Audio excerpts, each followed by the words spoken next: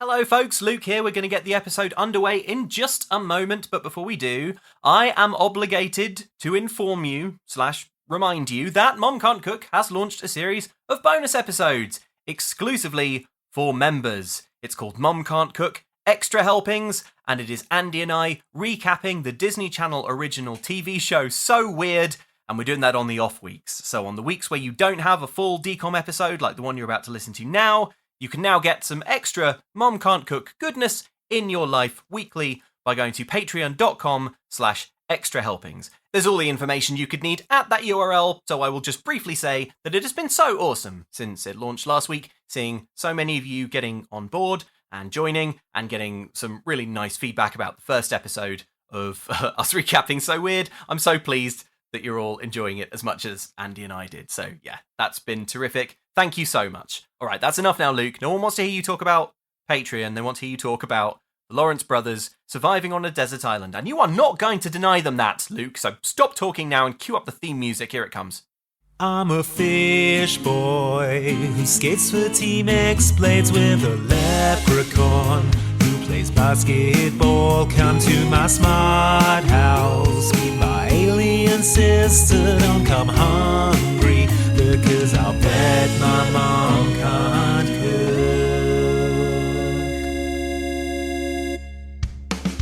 Hello and welcome to Mom Can't Cook, a DCOM podcast. I'm one of your hosts, Luke Westerway. And I'm the other of your hosts, Andy Lawrence. Farron.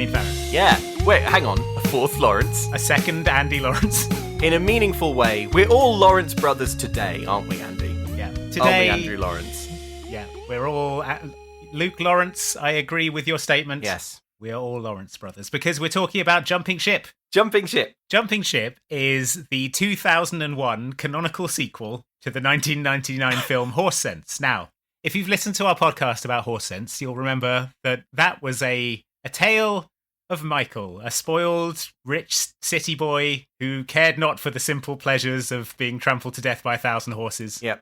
He only cared about money and status. He did. And fancy things. But through the course of the movie, he learned to appreciate the simple down-home country life of, being on a ranch. Yeah. He had a meaningful character arc, and he ended the movie in a very different place to where he started it, wouldn't you say, Andy? Absolutely. He learned that Hollywood is full of shills and phonies and idiots. Yeah. And the only real people in America are those who work on ranches. Yes, exactly. So, that's the only Horse Sense recap you need. And actually, if you listen to that recap, you're actually less well prepared for Jumping Ship, because Jumping Ship gleefully bins off all that character development. I mean, we're going to get more into it, but it starts off with basically everyone's characters reset to 0, which is what makes it so odd that it is a canonical sequel, because it's nothing to do with the horses, and it's not even really got the same characters in it. You don't even see one horse. No. Well, there could be a scene when a horse, kicks its way out of the below decks on the ship and starts running kicking amok. everyone. Running amok on the deck. Killing indiscriminately. Yeah. Well, let's listen to the trailer that the Disney Channel put out in 2001. And see if it mentions horses or indeed anything from the first film. Next, Disney Channel presents the sequel to Horse Sense. Their vacation is over. About to be hit by pirates. Now, all they want out of their trip is to survive it. Sit down over there, they're getting off. Andy, Matt, and Joey Lawrence star in Disney Channel's original movie. We sank our boat. We can search every single one of these islands and feed him to the sharks. We are getting off this island. Jumping Ship. Coming up next on Disney Channel. I don't feel any better informed, Andy. Well, nor do I, because the prequel may as well not exist. They sort of make a few kind of fleeting references to it, but you and I actually watched these films out of order. We watched Jumping Ship first. Yeah. And at no point were we like, oh man, we're really missing some important backstory here. Yeah. It didn't even occur to us that this might be a sequel. There are lines in it that you're like, that's weird. How am I supposed to know that? But it is a DCOM, so it's full anyway of lines where you're like, I don't understand what's going on. How am I supposed to know this about this character? Yeah. So it really just sort of, all comes out in the wash. I take it back that there are no horses in this film, because the film does actually open. We have kind of twinkling piano music and a galloping horse, and a young Andy Lawrence is riding his proud stallion towards the screen. Ah, yes, a direct sequel to Horse Sense, the audience are thinking to themselves, the fools! So hang on. Before we kick off, I want to do a naming conventions thing. You want to call them Big Lawrence, Middle Lawrence, and Little Lawrence? Well, when we were doing the Horse Sense episode, we called them Big Lawrence and Little Lawrence, and that sort of rolled off the tongue. But I think Big Lawrence, Little Lawrence, Middle Lawrence feels like a bit of a mouthful. Medium Lawrence. We could do like Tall Grante Vendi or Venti Lawrence. Venti Lawrence. So I think it's just small Lawrence. I think maybe we should call them by their character names for this one. But I don't know their character names, Luke. Don't you? Michael. No, they're Andy Lawrence and Matthew Lawrence and Joey. Well, Lawrence. here's the thing. Like you're a lot better at following the Lawrence brothers than I am. I have a real hard time remembering which one is which. I think I like the Lawrence brothers a normal amount. I don't know what you're insinuating. So I actually came up with a sort of little memory cheat, remembering which Lawrence is which. So Matthew M is the middle of the alphabet. If the hairline be receding, it's Joey that you're seeing. That kind of thing. Well, actually, my memory for Joey is Joey from Friends is old now. So is everyone from Friends. Yeah, but... So is Matthew Perry. So Matthew Lawrence No. is old. Matthew M is the middle of the alphabet. And Andrew is a small brother. So you got it? Okay. Right. So this movie came out a year after Castaway. And it's not hard to see why they make the thinking process, the thought process, because they saw that thoughtful meditation on survival and the indomitable nature of the human spirit featuring Tom Hanks, and thought maybe we can hit the same highs, but without spending any money. And also, what if Joey Lawrence? Well, what if we had all three Lawrences on screen at the same time? Yeah, the most Lawrences ever seen on screen at the same time. There's a couple other things I want to mention before we do get into the plot, and I don't want to hold us up because I'm keen to get into it. But why did I think that someone fires a rocket-propelled grenade in this film? I also thought that. Okay. Why did we think that? Is there must be another DCOM where someone goes to a jungle and fires a rocket-propelled grenade at someone. That doesn't sound likely. We both thought that. I think we've said it on the podcast that, someone's going to fire an RPG. Unless there was a scene that they cut because it was too frightening. Maybe they've cut it since we watched it. Maybe they can't. Well, maybe they've edited. We watched it a couple of years ago in 2020 when the world was a very different place. You have to admit. And then it was fine to show Andrew Lawrence loading a rocket-propelled grenade and firing it straight into a giraffe, let's say, and sort of just exploding it. The other thing I want to mention about this film is the music. Just great. It has a constant musical refrain that goes almost all the time and is basically ruining my life with how incessant and annoying it is. It's like do do do do do do do do do. Wow, wow, wow. Yeah, it's also, the film is set in Australia and it's a constant reggae soundtrack for some reason. It is the least convincing Australia you've ever seen. Okay, right, let's kick into it. So yeah, as you said, Andy, we open on a scene familiar to all of the Horse Sense fans out there. Little Tommy confidently riding his horse across the open plains, just relishing the land trust upon which he rides. Relishing the land that he no longer owns, but still has to ride a horse around Thanks to his cool cousin. The titles come up and say, starring Joseph Lawrence. All right, Joey. Calm down. There must have been an era where Joey was like, I'm going to be Joseph. Must be taken I'm going to be seriously. Joseph. It's time to be taken seriously. It's time to be taken seriously. I'm Joseph It's Lawrence, time to be the taken actor. seriously in this film where I spend a lot of it running away from an emu. This is the one. This is the one that'll get me on the stage at the Globe. So, Little Lawrence, Andy Lawrence, Tommy Lawrence, whatever we're calling him. He's grown up a bit. It's been a couple of years since the last one, so he's not as little as he was. He's a bit bigger. He's not medium Lawrence because that's Matthew Lawrence, but he is larger than small Lawrence. Yeah. So he's like Cortado. Yes. If we're sticking with the coffee. Yes. Big Lawrence, Yeah. Joey, he's on the phone to his aunt, and he's talking about how good it feels to grow your own stuff. He's sort of touching some wheat. You've got a little farmer in you, says his Aunt Jules, which briefly sparks a new DCOM idea in my head. But it turns out it's just a metaphor. She's just saying he's quite good at farming. Yes. But oh no, it's a funny fake out, because even though Michael did leave Horse Sense totally seeming like he would be the kind of person who would grow his own crops now, it's a fake out and he's on his coastal elite cellular telephone. He's watching a gardener plant crops in his garden, and he says, so hard to find good help these days. So clearly was either faking it when he'd learned something from Horse Sense, or has deliberately purged all that down-home knowledge from his brain. Well, he has forced his servant to plant a sort of hilariously small patch of wheat in his garden. Why would you plant crops in your garden? Like, herbs fruit, vegetables. But, like, what are you going to do with, like, a square meter of wheat or corn or whatever it is? It's like a sort of TikTok background, isn't it? It's like he can FaceTime his aunt and be like, look at how down home I am. Look at all the wheat I've grown. But it's like a 1 square foot of wheat that he can stand in front of and pretend to be a down home This country is what we man. had to do before dynamic zoom backgrounds. People forget how quickly you forget. Yeah, you had to plant your own wheat. You had to grow your own wheat if you wanted to pretend to be a farmer. Michael asks, Tommy, Big Lawrence asks, Little Lawrence, if he's still riding his horse. They're like talking on the phone now. Yeah, it becomes apparent in this conversation that Tommy is packed and ready to go because Michael is taking him to Australia for some reason. Yes. They're going to a luxury resort in Australia. Yeah. I mean, about as far as it's possible to go. I mean, there are so many, like, if you live in that part of America, if you live in LA, there are a lot of places Mexico maybe? Catalina Island. Yeah. That's nice. Yeah. Hawaii? Yeah. But no, they're going to Australia. And then just to sort of wrap up the Andrew Lawrence scene, the man gets out of the car and he walks up, and Little Lawrence, he scowls at him and lowers his cowboy hat. So it's very clear that this man is not in the good graces of Tommy Horsens. Gives him some evil side eye. Okay, so now we cut back to Michael, Joey, Big Lawrence. Should we just call him Michael, Joey, Big Lawrence? Michael Joseph Michael Lawrence Joseph the Big. Big Lawrence announces that he's gone on the internet and decided to charter a private yacht to take them deep sea fishing for 2 days and then onwards to the resort. At the bottom of the screen, the title says Executive Producer Joey Lawrence. Which is it, Joey? He's known for acting under the name Joey Lawrence, but he's changed his acting name to Joseph Lawrence. And then his producer name, where you'd think you'd need to have a bit more gravitas and clout, is put Joey Lawrence. Maybe his mum did the titling, and only his mother calls him Joseph. And then he was like, "Don't do that, Mum." And she's doing them live, so he's like, "Next credit, call me Joey." And so she did. She's got the little stenographer machine off screen, and she's doing the titles live. Yeah. So, Michael has been on the internet. Remember that this was in the days when you wouldn't book every holiday on the internet, and actually, if you booked a holiday over the phone, that would seem a lot sketchier and weirder. We're supposed to believe that this internet holiday is going to be pretty sketchy, and of course, it will prove to be so.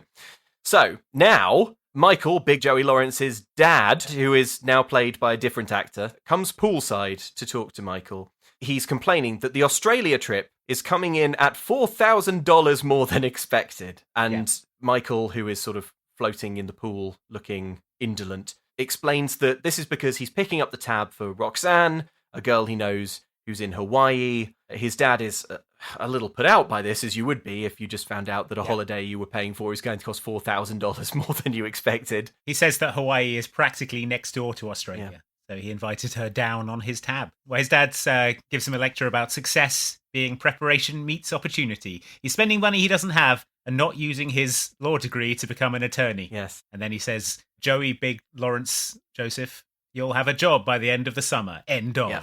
And he says that if he doesn't have a job, then there's a threat being leveled at him. He's going to have to come and work with his dad as a file clerk. Yeah. Find a job or I'll give you a lucrative career working for me. And Joey Lawrence is like, no. It's not a punishment, Michael. It's a job. Who knows, you might like it. Okay, so back on the down-home Montana ranch, Andy Lawrence, Little Lawrence, is sulkily being a dick to the hat man who has got him a present. Yep. He says, set it down over there, and the man sort of walks off. And Little Lawrence goes to see his mum, and he's like, Mom, this asshole, I know what he's up to, pitching in with the hay, fixing the fence, offering to drive you into town. He's a snake, and he can't be trusted. This is Mum's new squeeze, whose name is Mark. She's like, I like Mark, and Little Lawrence says, I like Mark, he does nice things. Yeah, he's like, I don't want another dad, so can you just do one thing for me and die alone, please? Please, I don't ask much, Mom. Just do me this one thing, this one favour. Do my laundry, raise me, give me the best years of your life, and then die alone. Is that so much to ask? I don't think I'm asking a lot, Mum. So Mum says, nobody's trying to replace your dad, Tommy.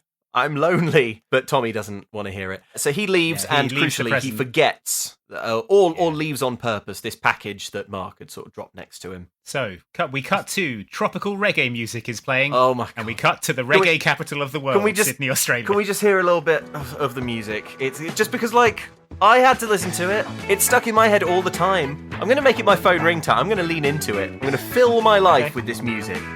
So a limo pulls up. A girl is sitting at a coffee shop watching this happen, and then out of the limo step Joey Lawrence and Andy Lawrence, who are dressed in matching blue suits with purple Hawaiian shirts underneath. They look like they're a magic act. They're kind of like a reverse clown car. They're going to have a big limo. Like, wow, you'd expect there to be more people in there. They just look us like two. they're about to have an albino tiger jump through a hoop. Honestly, the girl watches them as the limo is unloaded. The limo driver takes a picture of them, and then she walks over, bangs into Joey Lawrence, and steals his wallet. And she sees that it's full of cash. I thought watching this that this is the fakest looking Australia ever, but actually it was filmed in Australia on the Gold Coast. Yeah, Australia doesn't look like Australia on Yeah, you camera. have to use New Zealand. Yeah. You have to use two New Zealands stuck together. So the Lawrence brothers, Joey is unaware he's been robbed. They walk along the dock towards the ship with their luggage. The boat is called the Tiffany, apparently, the one they're looking for. They walk onto an extremely fancy yacht. The champagne is on ice. A platter of artisanal meats and cheeses lays before them. You always get what you deserve out of life, says Joey Lawrence. Yeah. So this is like Michael Big Joey Lawrence strolling onto the first and biggest boat he sees without stopping to check the name. Yeah, and the name is usually fairly prominent on these boats. And he does say, we're looking for a boat called the Tiffany. Anyway, here's a boat. It's probably that one. All aboard. Ah, great. Someone's laid out a platter of artisanal meats and cheeses. Better start eating it. So it's like this extremely opulent yacht with this huge buffet, and he just starts gorging himself. A stuffy captain kind of comes out. In a crisp white uniform. Probably well within, I don't exactly know where maritime law stands on this, but probably well within his rights to kill them. To kill them both with a harpoon gun. Yeah, just one bolt straight through the two brothers. Joey Lawrence would bite down hard on a sort of oxygen tank with his powerful jaws, and then you shoot that with a gun and it would explode. It looks so fake. You can see it's a plastic Joey Lawrence. Yeah, well, Joey Lawrence doesn't look like Joey Lawrence on camera. You have to use two Andrews.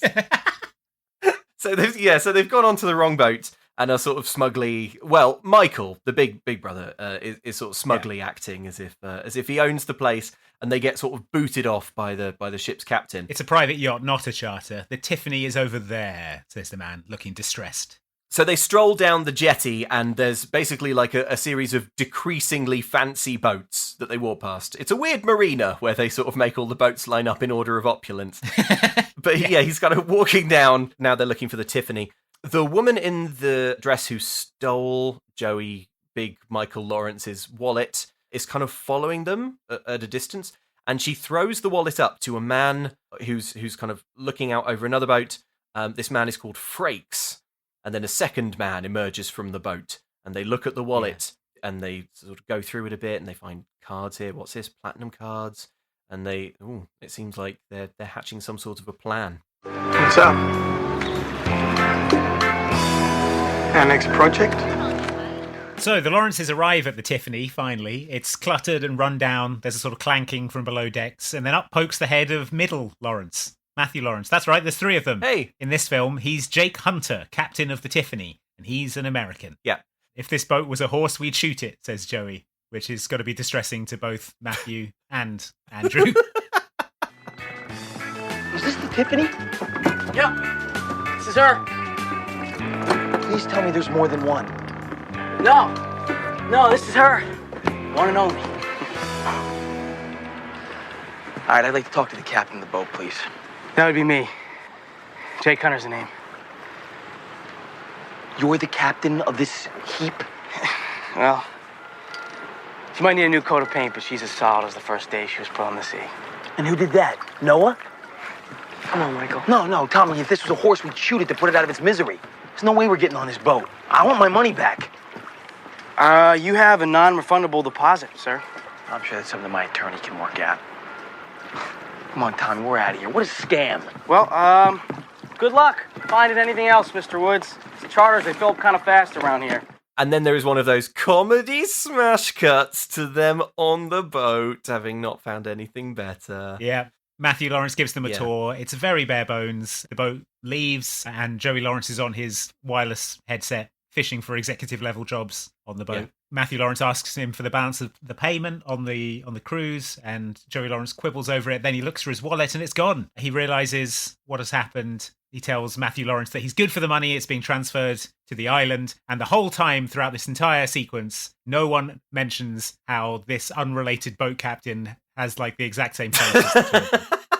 Well, you know what? The filmmakers could have done more to make that less obvious, because the note that I have on this scene is that Matthew Lawrence and Joey Lawrence spend it with their faces very close together, really uncomfortably close. They're sort of breathily breathing into each other's eyes as they argue back and forth over the money and like this missing wallet. It's really breathy. But also, they are very obviously related, and it's no one ever. Well, then don't put their faces. It's like they framed up this shot as if to ask the audience, "Hey, compare these faces." Yeah, wonder if these guys are related. Wink. Yeah. But the thing is as well that Matthew Lawrence is playing like a grizzled boat captain, and he's about 20. Yeah, that's true. Yeah, he's Jake. So they could have given him like an eye patch or a fake beard or something. A hook for a hand. A hook for a hand and a peg leg and a parrot and like scurvy, so all his teeth are falling out of his spongy gums. Well, that would have been confusing because there are going to be pirates in this film.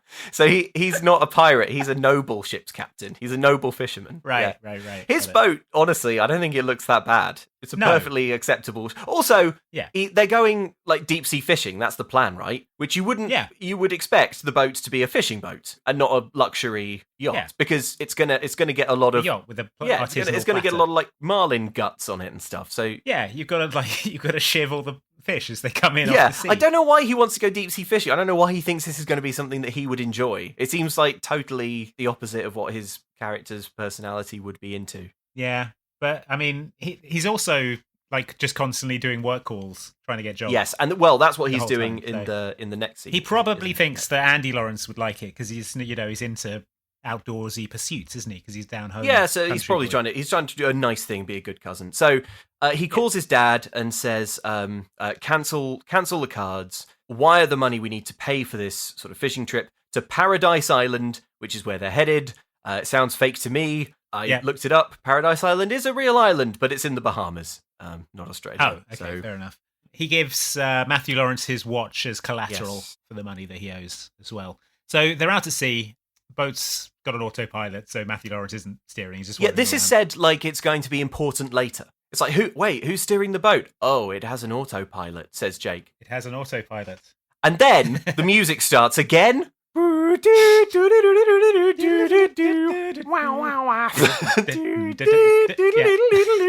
It's a really short loop. It's really, it's like they obviously watched this film and thought this is supposed to be a riotous comedy, and it actually turned out not so funny. So we'll get it. They had to add some funny music. Yeah, we'll get it with some sort of comedy music, but I don't want to spend a lot of money. I don't want to pay for 2 bits of comedy music. So if you go over 10 seconds, it's no longer fair use. We have to pay for it. Disney doesn't want to pay to this song. You're legally allowed to use 10 seconds, even if you're Disney. If it's the same 10 seconds for an hour. That's the beautiful thing about the law. It applies equally to great and small. Yeah, and that means that Disney can use 10 seconds of licensed music without incurring maritime law. Maritime. It's all legal out at sea. So they decide that they're going to fish. Michael Big Joey Lawrence emerges from the hold he's dressed as Crocodile Dundee. Okay, I was wondering what you were going to say. He comes out dressed like comes out dressed like an alligator wrestler. Okay, right. Well, he comes out dressed. It's a Crocodile Dundee costume, basically. Yeah. But Jake, for some reason, says, "Who are you, the Crocodile Hunter?" And the Crocodile Hunter is Steve Irwin, who has a very iconic look. And this isn't it. Yeah, it's like safari shorts. Steve Irwin's dressed like a zookeeper. So I think they just got it wrong. I think when he says, "Who are you, the Crocodile Hunter?" I think they meant to say, "Who are you, Crocodile Dundee?" I'm sure that's what it said in the original script, and then people were like, "I don't know if kids today in 2001 are going to remember Crocodile Dundee." Oh yeah, so let's make it a modern reference, like the Crocodile Hunter. Should we change the outfit so that matches what he's saying? Well, we've already got the outfit, and we only got it for 10 minutes. Because that's how long it's fair use for. Hang on a second. Let me phone the producer, see if we're okay to spend on an extra. Ding, ding. Joey Lawrence picks up his own phone. He's shaking his head. That's right. Is that Joseph Lawrence, the actor? Is that Joseph? Do you think Joey Lawrence conducts phone calls with himself in his producer guise, but with a more serious voice? Yeah, with like a sweater wrapped around his shoulders and a pair of sunglasses. Hey, Joseph, how's it going on set? I'm like, I can't work under these conditions, Joey. But he can only wear this costume for 10 minutes before it stops being fair use. Yeah. So they have to get through this scene pretty quickly. Steve Irwin's lawyers are poised. They're hovering. Yeah, like the vultures they are. There's a sort of fishing scene where Michael's trying to talk on the phone. He gets a bite, and the the fish is one of those super large, violent fishes that pull you into the sea. Yeah. So his cell phone headset gets caught in the reel, which sounds pretty serious. Yeah. And he sort of it kind of thrashes around in agony and it sort of slams into the floor of the deck. However long you think this scene goes on for. Yeah. Longer. Yeah. Longer than that. Yeah, his ear is being torn off by the thrashing power of a wounded barramundi or some other Australian fish. So then Jake pops up and is like, "Hey, fellas, it looks like you're having a lot of madcap fun here, and the music certainly suggests that you're having a great time."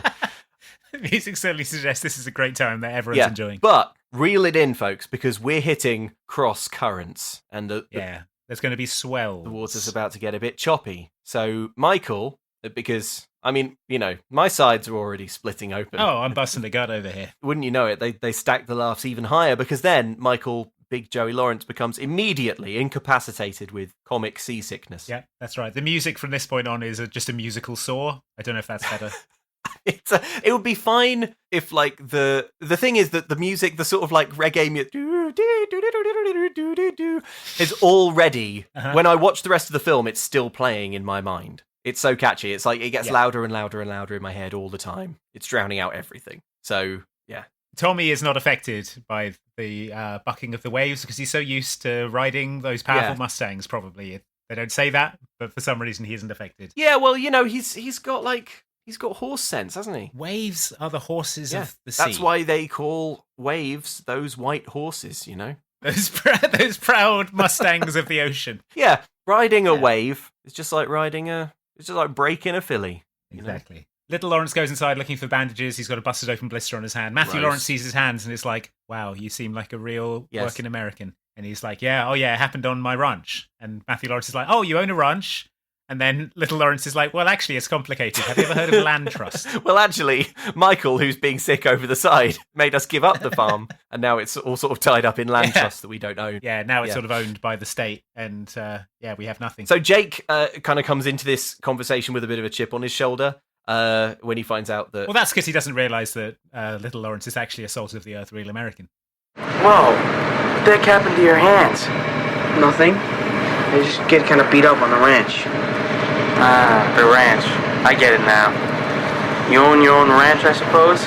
No, not really. Not anymore. Couldn't afford it, so we just run it now. So Jake's had his preconceptions challenged. Maybe Jake is also going on a personal learning journey. That's right. So in the next scene, Jake is showing Andrew Lawrence his sextant.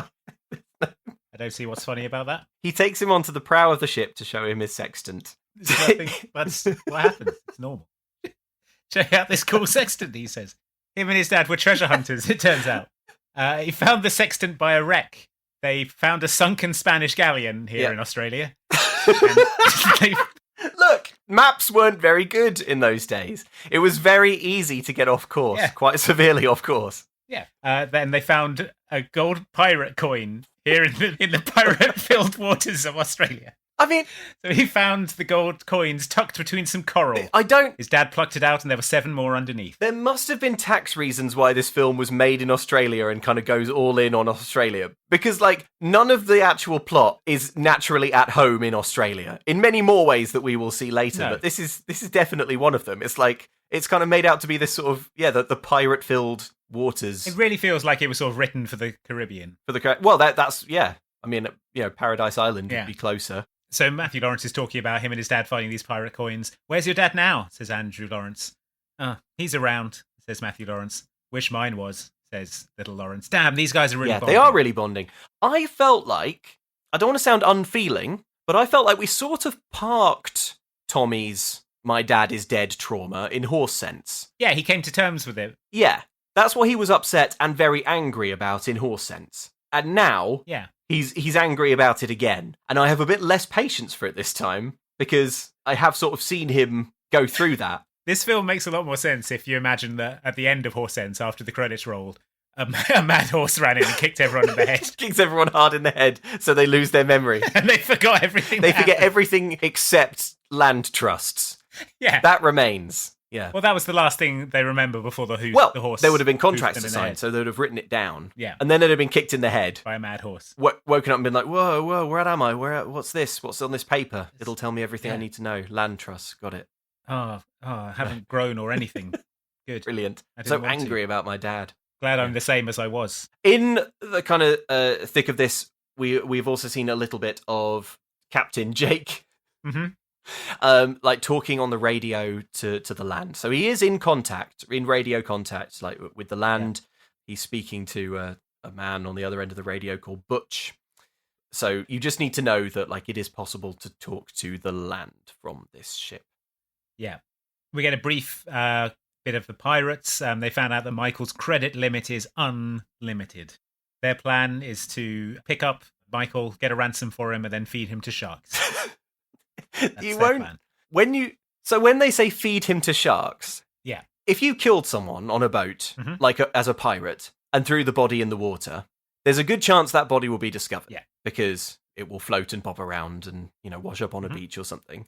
So you would feed it to the sharks so that doesn't happen. But you would have to go where sharks are. And you don't know where sharks are because they famously can swim around. Yeah. So this very breezy plan, pick him up, get a ransom, feed him to the sharks. Well, maybe it's a euphemism for just like he'll come to a horrible end. Well, I mean, probably other pirates will be along to slice him up, make him walk the plank. Yeah, or he'll be recruited to another pirate crew. These three criminals, they are in fact like the pirates. They've been running this credit card analysis on a laptop brilliantly. They have a boat. It's kind of like a speedboat. It doesn't look like a pirate ship, disappointingly, at all. Yeah, it's a sort of smallish speedboat. The ambitions and plans of this pirate gang are going to become increasingly baffling. This is the point in the film where it actually makes the most sense. Yeah. Because they're like... They're going to ransom the rich boy. He's got an unlimited credit card. So we get him, we get the ransom, and then we drive around until we find some sharks and feed him to them. So meanwhile, back on good guy ship, the SS Lawrence, Michael goes to ask Jake if he has any seasickness pills. And Jake says, no, I don't have any. They're having a bit of a chat about the coins. Little Lawrence shows Michael the coin.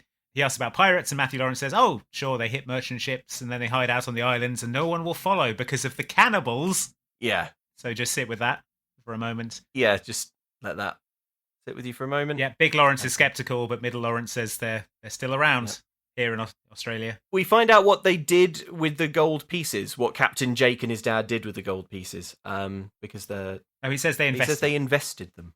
So, but he still has one. He still has one of these gold pieces, and he does a cute ear trick with Tommy Lawrence, where he's like, like you would do to a 2-year-old. Yeah, to a 2-year-old, even though he's about 50. But Tommy Little Lawrence, he claps and shrieks delightedly because he's just he's just loving this. Yeah, in the next scene, he's like swinging on a rope off the boat, having a great time, shrieking with delight. Matthew Lawrence is shirtlessly fishing. Yep. He's making fresh fish omelettes and melted cheese for dinner. Oh. That makes it sound like two different dishes. Yeah. We're having fresh fish omelettes and melted cheese, a separate dish.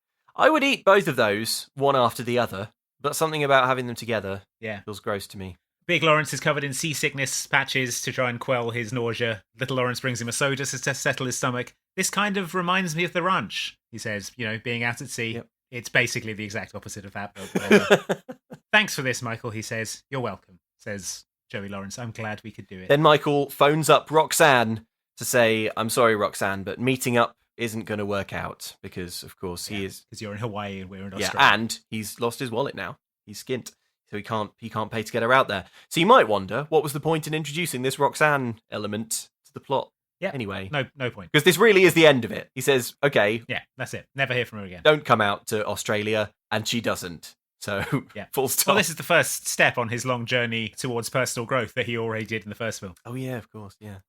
Speaking of which, the next day he's on the phone trying to get jobs again. He moans about his job situation. Why are you looking now if you had all summer? Asks Little Lawrence. And then Big Lawrence, who we remind you went on a journey of personal growth in the previous film, realizes he's doing all the same stuff again. And he says that Little Lawrence should hold his phone for him so he can't make any more phone calls on it. And then he goes off to find a camera to take a picture of them to remember the moment. But while Michael is below decks getting the camera, the line gets a bite. And Tommy grabs at the pole. And the cell phone, it falls into the sea. And he looks at it and goes, oh no. Yeah, the cell phone is lost. And then meanwhile, back on the pirate boat, they send out a sort of inflatable boat and they're wearing balaclavas. So they're going on a little expedition to try and get the Tiffany. You're probably thinking that this film needs more violent kidnappings. There's been none so far. There's been none.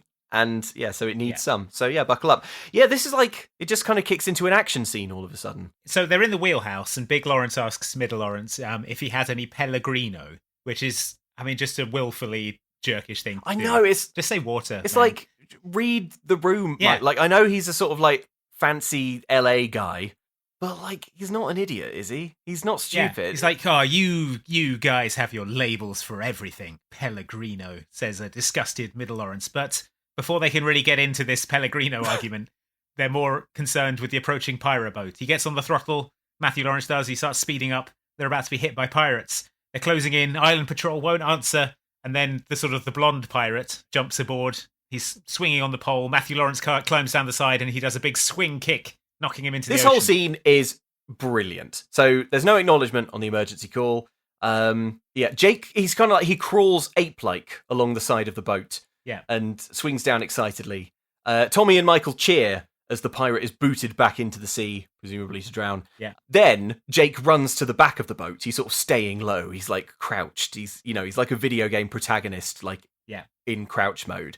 It seems as if his plan has changed from evade pirates to kill pirates, because he picks up this he's no longer repelling boarders. He wants to sort of murder them, kill them with a big hook. He picks up this gnarly looking triple pronged jagged metal anchor, and he swings it hard into the pirate dinghy and ruptures it, so that the pirate dinghy, this little sort of outboard thingy that they're attacking the Tiffany on, starts to deflate. So they basically have to bail on their kidnapping attempt. Frakes, who's the sort of mastermind, if I can say that without laughing, of the character Frakes, he kind of dispatched the other two goons, to make this attempt. He stays on his boat and he's just looking on, and he's like, oh man, these incompetent pirates have fouled up. The way this plays out is exactly like it would if Joey Lawrence had gone on a website called Exciting Pirate Boat Day Experience. Like an immersive experience. Yeah, like an immersive theatre experience where, it's like you go on a sort of pirate theme day on a boat in the Bahamas or something, and they're like, oh no, we're being boarded by pirates. Yeah, but it happens just after lunch. So it's and everyone's just sort of sitting around going, oh, we're going to have lunch, we'll tidy that away. Yeah, and then there's and the captain's like, don't worry, and then swings excitingly off of a boom and and kicks a pirate into the sea. I'm still not sure at this point in the film that's not what's happening. But yeah. I mean, it was a pretty poor attempt at boarding the ship and killing everyone. I'm going to say, these three pirates don't look like they don't look like pirates. They look like actors in an immersive experience. I've seen Captain Phillips. None of them have got an AK-47. An AK-47 would have made this a much shorter just film. Alongside and shot Matthew Lawrence to death, and that's it. That's the ball game. So basically, this film is all about the relationship between these three brothers, although they are not brothers in the film, remember. But it's it's the sort of evolving relationship between them. And while Captain Jake, Middle Lawrence, is doing all this exciting pirate kicking, the important thing to realise is that Little Lawrence and Middle Lawrence are kind of developing this bond, and they're bonding over the fact that they both have sort of dad stuff going on, and they're both real salt of the earth. Yeah, they're salt of the earth working folk. And Michael, Big Joey Lawrence, is becoming more and more alienated from the other two. Yeah, because everyone hates him because he's because he just won't stop puking and making phone calls and demanding Pellegrino and then throwing it up again. So the pirates are defeated for now by Matthew Lawrence's big hook. But Jake says, these pirates will kill you for sure. So we have to get off this boat at this island. How were they going to kill them? He didn't have a gun or anything. Was he going to strangle all the Lawrences? These pirates will strangle us. It'll take a while. It'll take a while, but they'll do it. They're prepared to do it. Yeah, there are only two on the little dinghy. They are, Well, only one of them goes over, so he'd have to, methetically, in turn, strangle every Lawrence brother over the course of about half an hour. So, he says these pirates will strangle you slowly, for sure. So we have to get off this boat, and we have to do it at this island. It is the start of the Belgrass Island chain. Not a thing, I Googled it. Okay. In this scene, Michael and Jake's faces are very close again. But there's no time to think about that. I'm going to try and lose them, and then I'll come back for you, says Matthew Lawrence. Obviously not, says Big Lawrence. I'm not jumping into the open ocean. Yeah. And then Matthew Lawrence explains there's literally no choice. So Big Lawrence and Little Lawrence are going to be marooned. They jump off the ship, swim to shore through open water. The Tiffany speeds away, and the two cousins land on the island.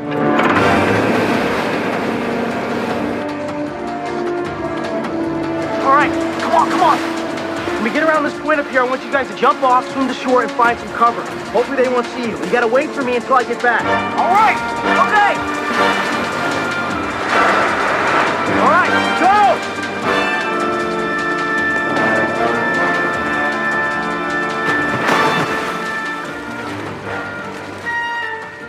So, Okay.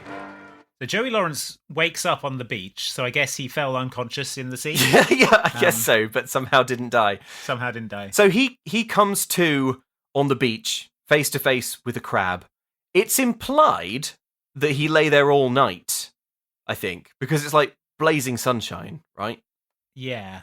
I don't know. I don't know why he's unconscious, because he swam through not very much ocean to the beach. Yeah. And then I guess passed out from the ordeal of swimming about 30 Yeah, feet. okay, yeah. So he must have, he swam to the beach, passed out because he was, or maybe just went to sleep. Maybe he didn't pass out. Maybe he just, very tired. maybe he was just, well, I'm tired. And Yeah. he did like a cat. He sort of walked around in small circles for a few times and then Laid face down in the ocean Yeah. and just fell asleep. nestled down in the sand. Yeah. So he sees a crab and he's scared of the crab. He gets menaced Gets by menaced. a crab. Yeah. So he sits up and he's very alarmed. He's presumably worrying that Tommy is dead, seeing as he was incredibly fortunate to come to alive in the surf. However, it's okay because Tommy, Little Lawrence, emerges from the undergrowth. He's just been looking around. He lives. He lives. So did little Tommy see Joey? His life jacket is next to Joey, so obviously they washed up together. He took his life jacket off, left Joey unconscious, face Left down him in the face down in the shallows. It was like, well, I'm off to explore. He sees the menacing crab moving towards him, and he's just like, Yeah, fine. Get menaced by a crab. See if he I could have been pinched senseless. So, meanwhile, Frakes and co. Frakes and the fearsome pirate. Frakes and his fearsome pirate crew. They find a Tiffany branded, not Tiffany, the jeweler, the ship, Tiffany coffee cup floating in the sea. It's Jake's favourite coffee mug. We saw it earlier. Yeah. They conclude that the Lawrence brothers must have scuttled the boat, having realised that they couldn't outrun Frakes and his fearsome big fast boat. Yeah. But they say that they will search the entire island chain until they find them. And this is the first point at which you think, I'm not sure about this pirate crew. I don't know how good they are as pirates. But I'm also not sure about the crew of the Tiffany either, because when I watched this, I was like, that's really smart by Matthew Lawrence. He's thrown a bunch of stuff overboard to make it look like he sunk his own ship. Yeah. And so they won't be looking for it anymore. But it turns out Genius. that he literally did sink his own ship. Yes, and for reasons that later he's going to say, I had to scuttle it, I had no choice because they were definitely going to catch me. That aside, searching an entire island chain is a bonkers idea. Like, it's enormous. But he's too big a score, they say. But like, you've got to think about this as like, what's your hourly rate, Frakes? Because like he can be the biggest score in the world. You're going to spend your whole life searching this island chain. Yeah. It's the start of the Belgrass Island chain. Yeah, just kidnap like two smaller Lawrences. Yeah. Instead of the big one. Exactly. Just kidnap two small Lawrences in a trench coat. So meanwhile, the Lawrence cousins are exploring the island. It's deserted.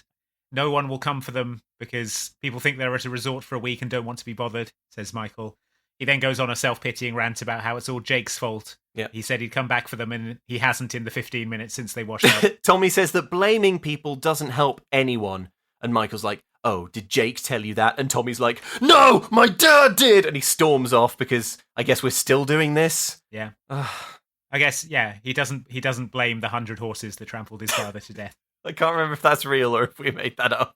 I think we made that up. He said he died after an illness. Oh, yeah. And that being trampled by a horse that's an illness. Would leave you pretty That's ill. a hell of an illness. Yeah, exactly. Yeah, pretty fatal.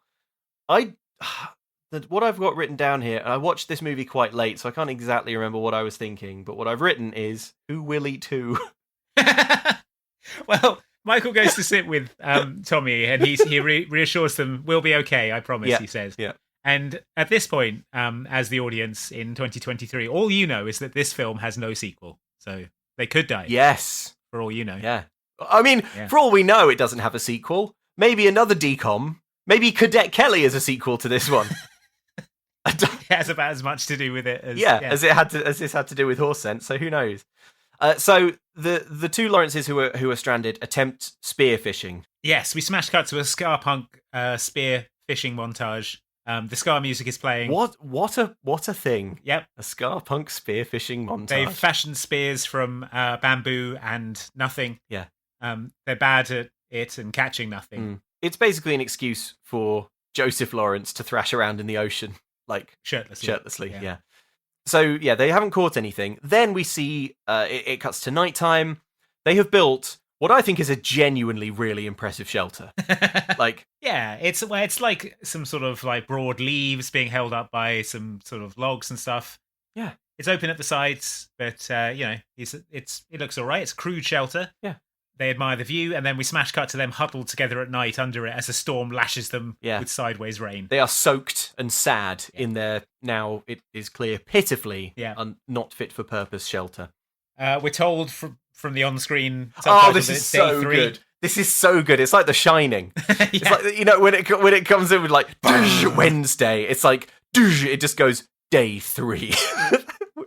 Tommy is smashing a coconut on a rock and drinking the juice. Joey Lawrence still can't spearfish. What am I doing wrong? Yeah. He shouts. I don't know, says Tommy, but I sure could go for one of Mark's steak sandwiches right about now. That's right.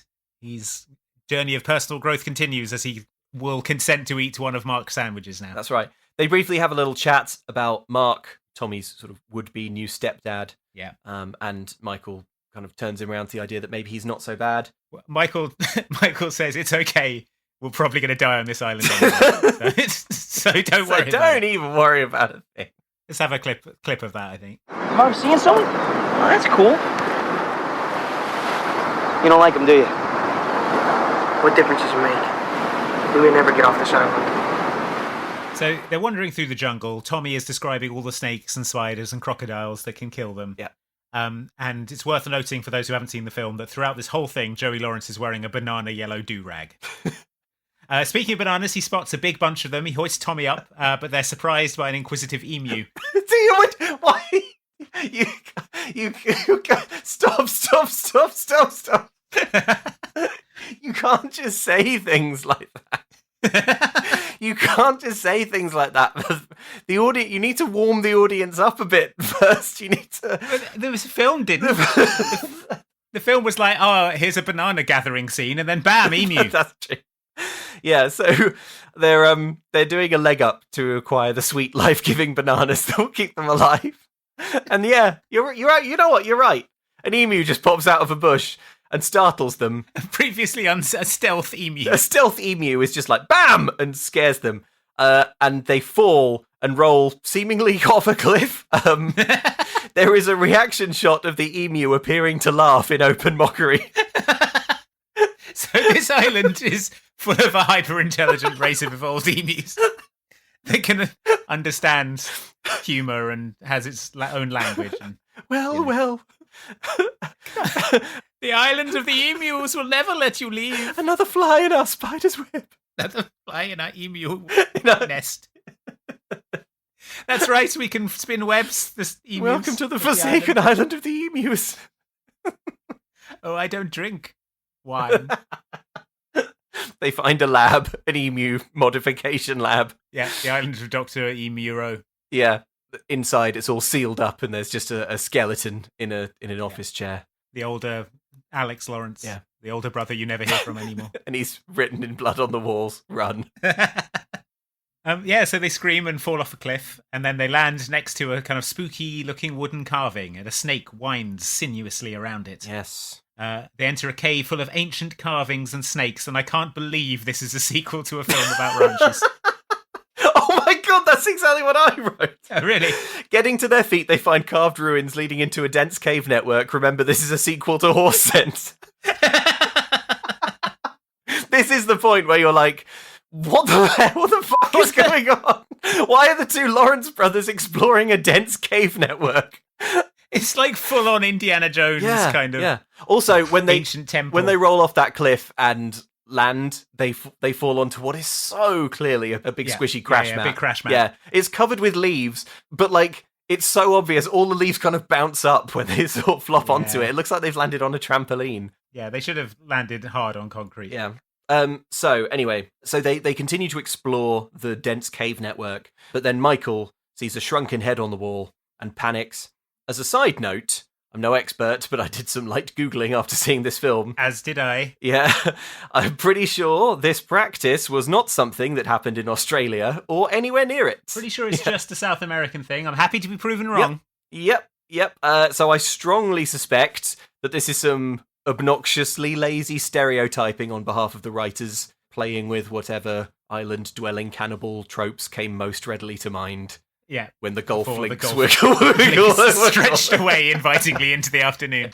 So there you go. So shrunken heads. I mean, my God. Okay, so recoiling in horror for this terrifying sight, Michael Big Joey Lawrence sort of jerks backwards and plunges into what looks like a sort of bottomless pit. Yeah, as a defense mechanism, he hurls himself into a bottomless pit. You can't get me in the bottomless pit. You'd have to fall faster than me and catch me to get me. Yeah. Oh no, it's doing it. But yeah, Tommy grabs him so he doesn't fall in. Yes.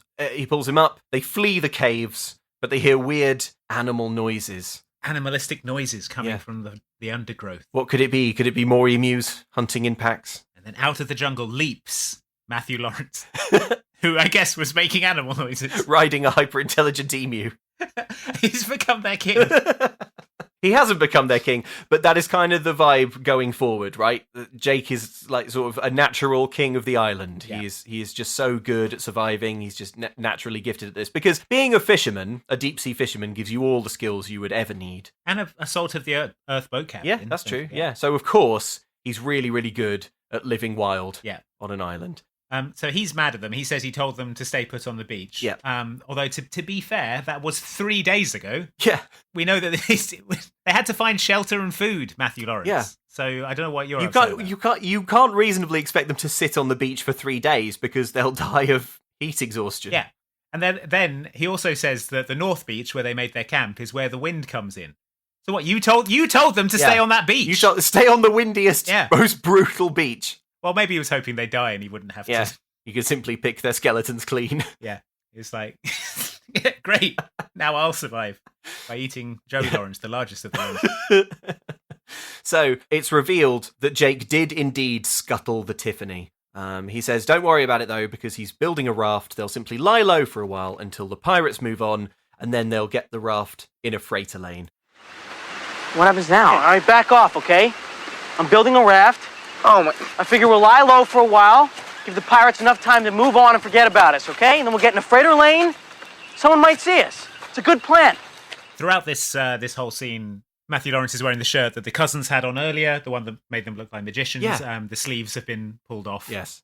And Joey Lawrence initially gets mad because it was a $400 shirt, but then he realizes that Matthew Lawrence must have access to his suitcase. Yes. And he knows that he asked Andrew Lawrence to put his cell phone in the suitcase. So he's like, we're saved. Yes. The cell phone is in there and it's got a satellite hookup. But unfortunately, Tommy is at this point forced to reveal his terrible secret that he lost Michael's cell phone, and well, it just tears the group apart. They just start roasting each other. Yeah. Joey Lawrence gets mad despite it being an accident. He says they'll never get off the island. Mm-hmm. Despite Matthew Lawrence's raft plan, he has a huge meltdown. Yeah. Then Matthew Lawrence has a huge meltdown at him because he's a rich guy with his labels out for all to see. Yep. He says that he kind of implies that it's his fault that he was, attracted to pirates. Yeah, being all flashy and throwing the cash around. Yep. So Matthew Lawrence is like, I've got food and shelter, and Joey Lawrence is like, I don't care. Come on, Tommy, we're going. But Tommy doesn't want to go with Joey. No. Joey is appalled that Andrew Lawrence wants to go and eat food and not. I see how it is. I see it all, he says, and then he wanders the off scales have fallen from his eyes. I see now. You've always prioritized staying alive over pandering to my emotions. You've always prioritized food and shelter. You and your food and shelter. You and your hierarchy of needs. Change the fucking record. Food, shelter. I need water to live. Warmth, water. That's what you sound like, you ungrateful. Hey, he guess goes who I off on am? his own. I need water or I'll die. That's right, I'm you. Can I have food and convert it into chemical energy? If You made me sick. I get too cold, I die. I'm wet and I've got hypothermia. If I don't eat all the time, I die. That's what you sound like. You make me sick. I'm storming off into the island now, into the undergrowth. Storming off into the undergrowth. So, now the group is divided. How long will it be before it's open war? Yeah, that's right. The new team of Andrew Lawrence and Matthew Lawrence arrive at Matthew Lawrence's beach base. Yeah. It's like a coconut Ritz-Carlton hotel with like monkey butlers. I would estimate that this shelter he's built is a day's work for a team of 10 people. 10, and I mean 10. Well, 10, I mean, training the monkey butlers alone. Yeah, of course. I mean 10 like experienced people. It's like it's basically a Jimmy Buffett's Margaritaville that he's sort of. There's a huge margarita blender going in the middle of it. And Jake's like, it's nothing. Don't even worry about it. Yeah.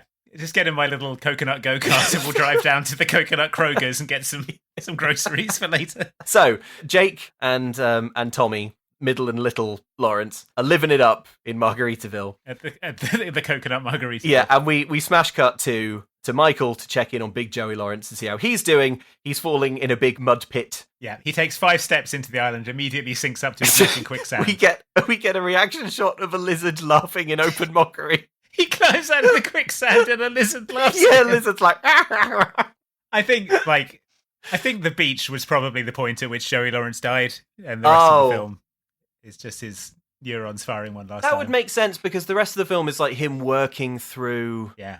Or like he couldn't. Yeah, it's him working through like what he wishes would happen. Some personal growth for him. Everyone starts to like him again. Actually, I think it must be here when he sinks in, because it looks like quicksand, but he climbs right out of it. Yeah. But I think what happens in reality is he sinks in the quicksand and dies, because like what immediately happens after this is he sort of thrashes around in the ocean for a while, screaming, "Why did you do this to me, Tommy?"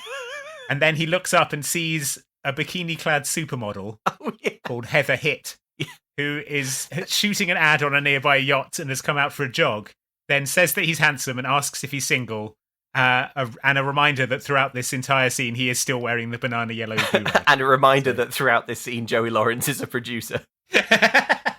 That this long scene where he flirts with a supermodel, who's not really there. Yeah, the producer has got some changes. Yeah, well, I thought, what if there was a scene where I flirt at length with a supermodel? No, not me, the actor. Who is playing the role of? This thrusting young buck, Joseph. Joseph Lawrence. Joseph, yes. Good actor. Yeah. Glad you managed to get him. Glad we bagged him. Heather Hitt, the supermodel, is introduced like it's a cameo. He's like, "What? Supermodel Heather Hitt?" But as far as I can tell, she isn't. Yeah, she's not real. She's not real. Yeah. But then it's a sort of a scene where they start. But I know she's not real in the film. But do you know what I mean? It's like it's like she's a real IRL. Oh yeah, it'll be like, oh my god, whoa, Paris Hilton, Pamela Anderson is here, and some sort of like celebrity of the time. Yeah. But yeah, it's weird. But yes, maybe there was supposed to be one, but then they were. Then they found out more about the project. They met the producer, and but yeah, so he starts to kiss Heather Hitt, and then a pig's squealing wakes him up, and it's heavily implied that the pig kissed him while he was asleep. He's kissing a pig and stuff. Yeah, and then we smash cut to him, cowering and shivering again in the pouring rain, in another freezing night of brutal hunger. Even his kissing pig has left him. Meanwhile, back at the coconut Margaritaville, Matthew Lawrence and Andrew Lawrence are finishing off a meal of fresh lobsters. Tommy has eaten so many lobsters that he says he can't eat anymore. Another lobster? The monkey butler will fetch you one. Oh, I couldn't eat another bite. I'll take another frozen marg, though. Oh, they are good, yes. So they're swapping stories about their dads and talking about Mark. Jake confesses to little Tommy that his dad died 1.5 years ago. The gold coins that they found from a sunken Spanish galleon in Australia weren't invested at all. They were all used to keep the Tiffany afloat. A reminder that this is the boat he just sank on purpose.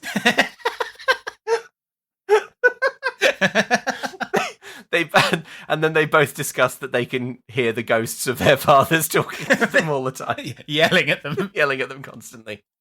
Let's have a clip of that meaningful conversation. I feel like I can hear him. And just for that split second, I want to answer him back. I know it sounds really weird. No, it's not. See, my dad and I built this bench on a property where we used to go every day and watch a herd of wild horses after chores.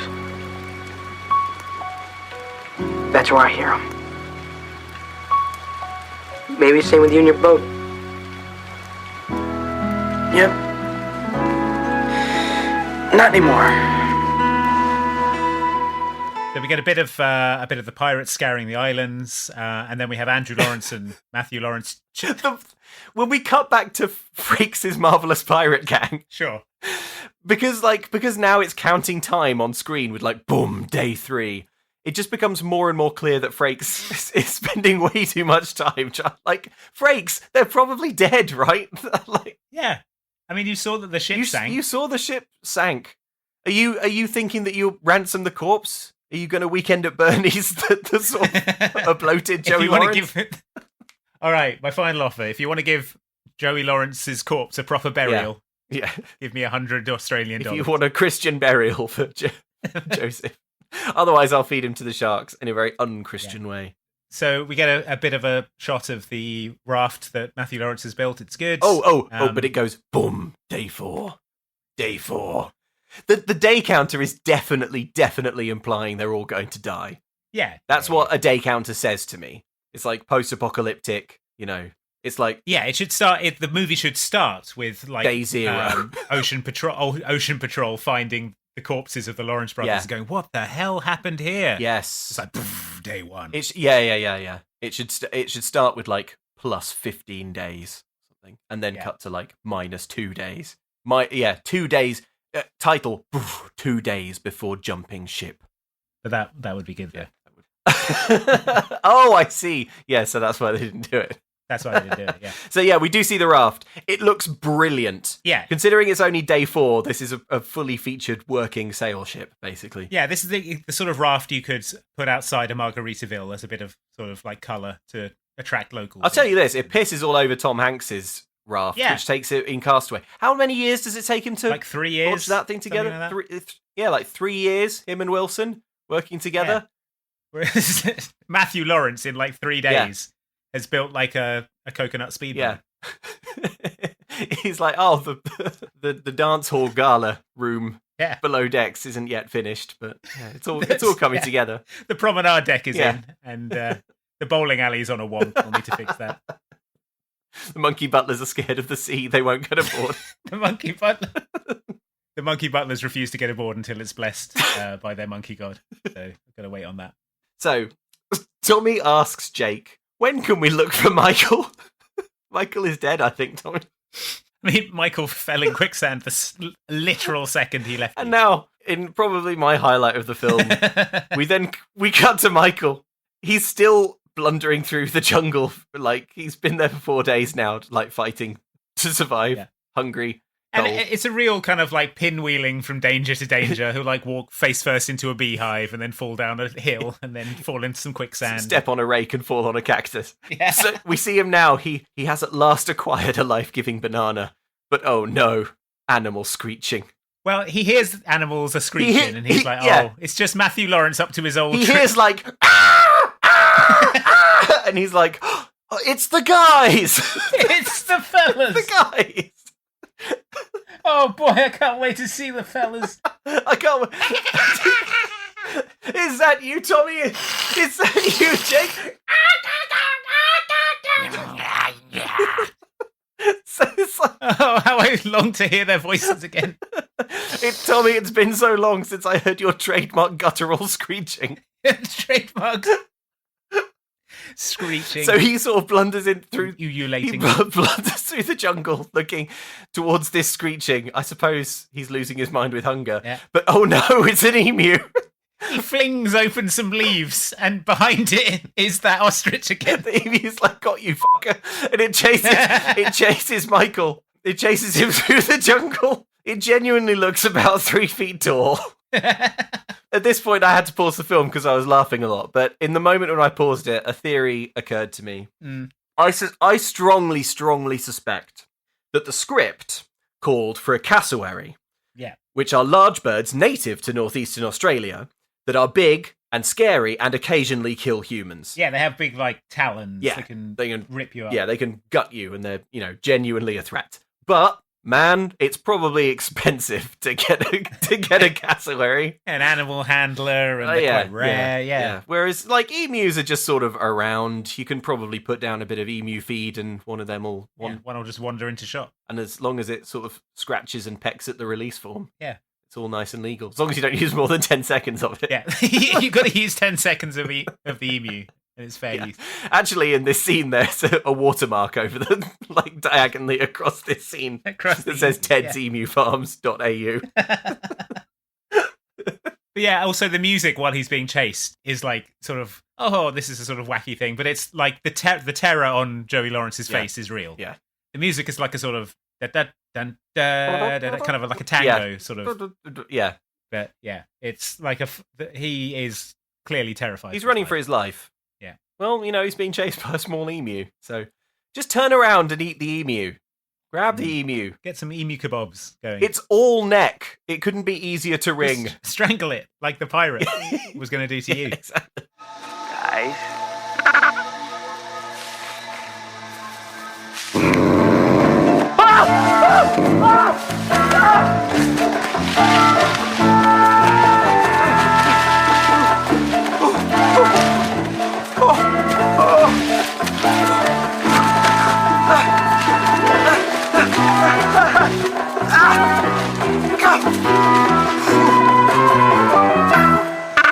So back on the beach, little Lawrence has found his bag washed up. His Walkman is full of water. Yep. But according to Matthew Lawrence, his underwear is perfect for the sail of the raft. Yeah. But also in the case... When incorporated with a lot of other clothes, we should say, he doesn't have, like, 6-foot high underwear. He doesn't say that. So, I mean, at this point, for all you know, he's just got giant underwear. It just sounds like a playground burn. Your underwear would make a good sail. For my raft. Because your butt's so big. Andrew Lawrence so fat, his underwear is good for a sail. But yeah, also in the case is the present from Mark. His mum must have put it in there. Yeah. Do you remember how in Castaway he had that FedEx box that he was going to deliver? Yes. And he never opens it throughout the whole film. Yeah, it's something to hold on to, isn't it? It's hope. Yeah, it's a sort of a reminder of his past identity. He's a FedEx delivery man. Yeah. And if he doesn't deliver that package, then what is he? That's the sort of shred of his identity that he has with him on the island. Exactly. He won't open it because it's more than just a package. Yes. So Andrew Lawrence tears open this package. And it is a framed photo of his dad and him on the bench in pre-trampling days in a hand-carved frame. Like seconds pre-trampling. There's a blurry hoof coming into the right of frame. All the horses are gathered, but one of them is staring directly at the camera. And its brow is furrowed. So this nice photo From Mark. is in an ornate frame that was carved lovingly by Mark.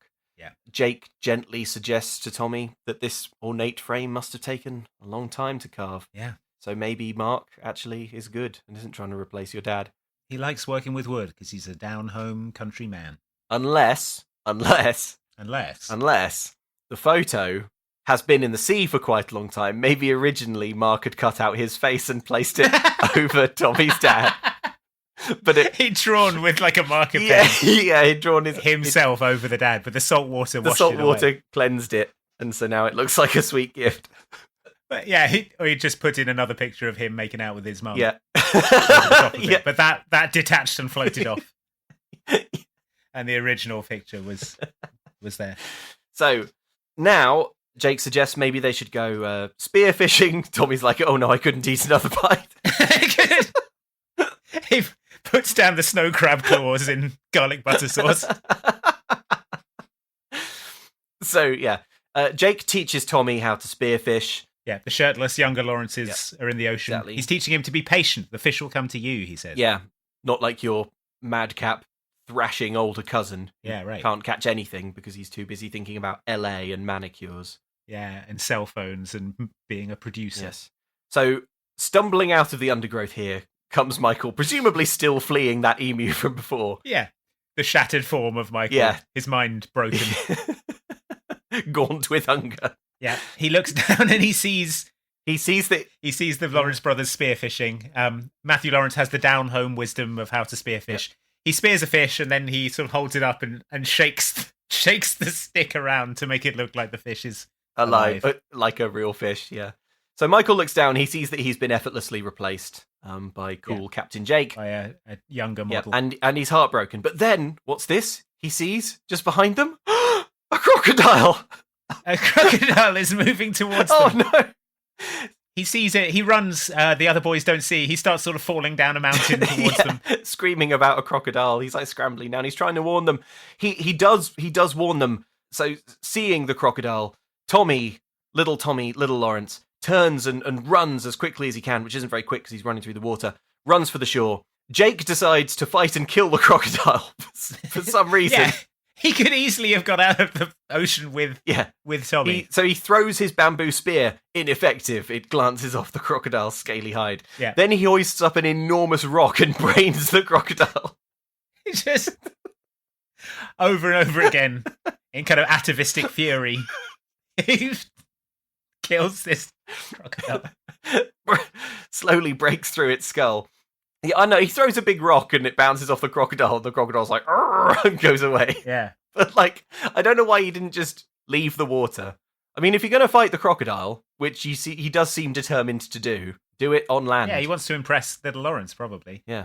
But he's like, that was awesome, Jake. And then Jake says, I don't know how awesome it would have been if Michael hadn't seen it first. So there's a thawing in their relations. Yeah.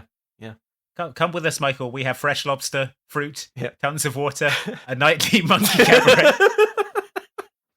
Oh, in fact, the 4:15's about to kick off. Oh, yeah, you got to catch the matinee when the performers are fresh. I like how in the post-crocodile conversation, Jake is like, well, no, the real hero is Michael, who saw the crocodile. Crocodile and then fell down a mountain. I don't know. I think the real hero is the one who like brained a crocodile with a rock. Like, killed it with his bare hands. Yeah. Although, as we say, probably wasn't necessary at all. Then we get another brief scene of pirates continuing to not find any of them. Yep. It truly is very brief. They must have searched 100 islands, they say. Yeah. And the Lawrence boys arrive at the Coconut Ritz-Carlton. Yep. Michael's clothes are there, and he sees a distress flare, and he looks at it, and Matthew Lawrence warns him that there's only one of them. Hey, don't touch that, okay? You only have one of them. So it's nighttime again. Michael and Tommy are sitting around the fire. Michael starts talking about why Gilligan didn't force himself on any of the women he was shipwrecked with. Yeah, this is really odd. Like, fireside chat, he's like, I don't understand why Gilligan never hit on Ginger or Mary Ann.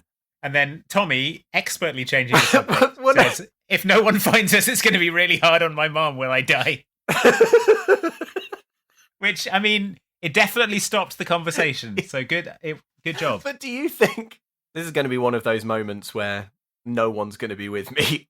Okay. But when Michael sat around the fireside and he says to the others that he never understood why Gilligan never hit on Ginger or Mary Ann, did you not think that it sounds a bit like he's saying we should hit on each other?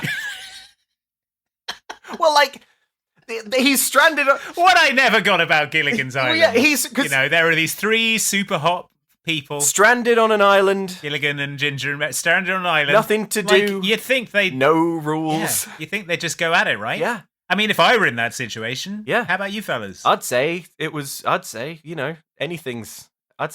okay. Yeah.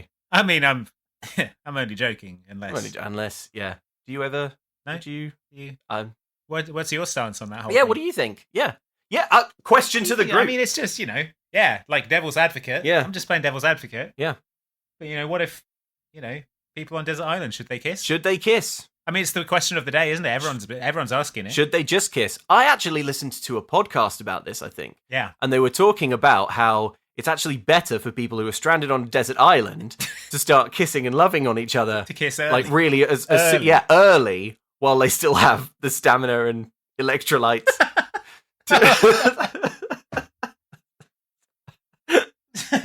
So you can see why Tommy immediately changes the subject to his own. Yeah. So Tommy says that he feels bad that he never told his mum that he likes Mark. Yeah. But it's not surprising that he didn't tell his mum that he likes Mark, because he didn't like Mark. He didn't like Mark until he found his special present. Special gift. Yeah. So then the film goes, Doom, day 5, which is awesome. The boys are sewing a sail out of all their clothes. Yeah. That's one expensive sail, says Joey Lawrence. Now all they need is a mast and a rudder. They're chopping down trees, and then they had to get the tree that they wanted. They had to go up a big cliff that they call Everest. Yeah. And Matthew Lawrence suggests, rather than carrying it all the way down, they just jump off the cliff with the log and swim it back. Yeah, just like sort of push it into the sea and swim it along the coast a bit. Joey Lawrence is too scared to jump off this cliff. Matthew Lawrence taunts him a bit, but he doesn't go through with it because he says he doesn't have anything to prove. Yeah. Oh, come on. It's less than 100 feet. People jump from heights way taller than that. I think that's true, Michael. All right, well, let's see you do it then. Well, sure, but you're going to have to go first. And why is that? I don't think you'll do it. And I'm not about to climb all the way back up here just to grab the mast and carry it all the way back down. Let's just forget about it, guys. I'll do it. So do it. Trust me.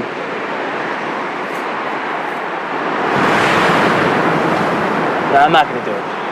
Because I got nothing to prove to you. And I'm not letting Tommy do it either. Sure. Okay, well, let's go. Let's get this tree down. Time to make a mast. I mean, to be fair, it's an awful idea. Like, what are the odds that it's going to be fine if you jump into the water, like, off of this cliff? Probably... The odds of it being fine, of you, like, walking it down, are basically 100%. Yeah, exactly. The chance of you, like, dashing yourself on the rocks. Yeah, you wouldn't even have to dash yourself on the rocks. Imagine you splash into the water, you go really far underwater. And then a saltwater crocodile. It just effortlessly snaps you up. He's back and he's mad. Underwater emus flood out of the coral.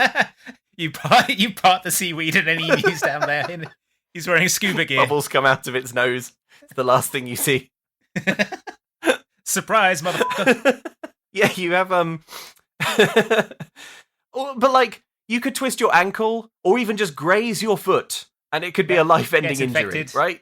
You have to be so you don't careful. have any antiseptic here on the Well, island. I mean, I don't know. Maybe the monkey butlers have opened a dispensary or some sort of like monkey crude butlers pharmacy. have synthesized penicillin. Yeah.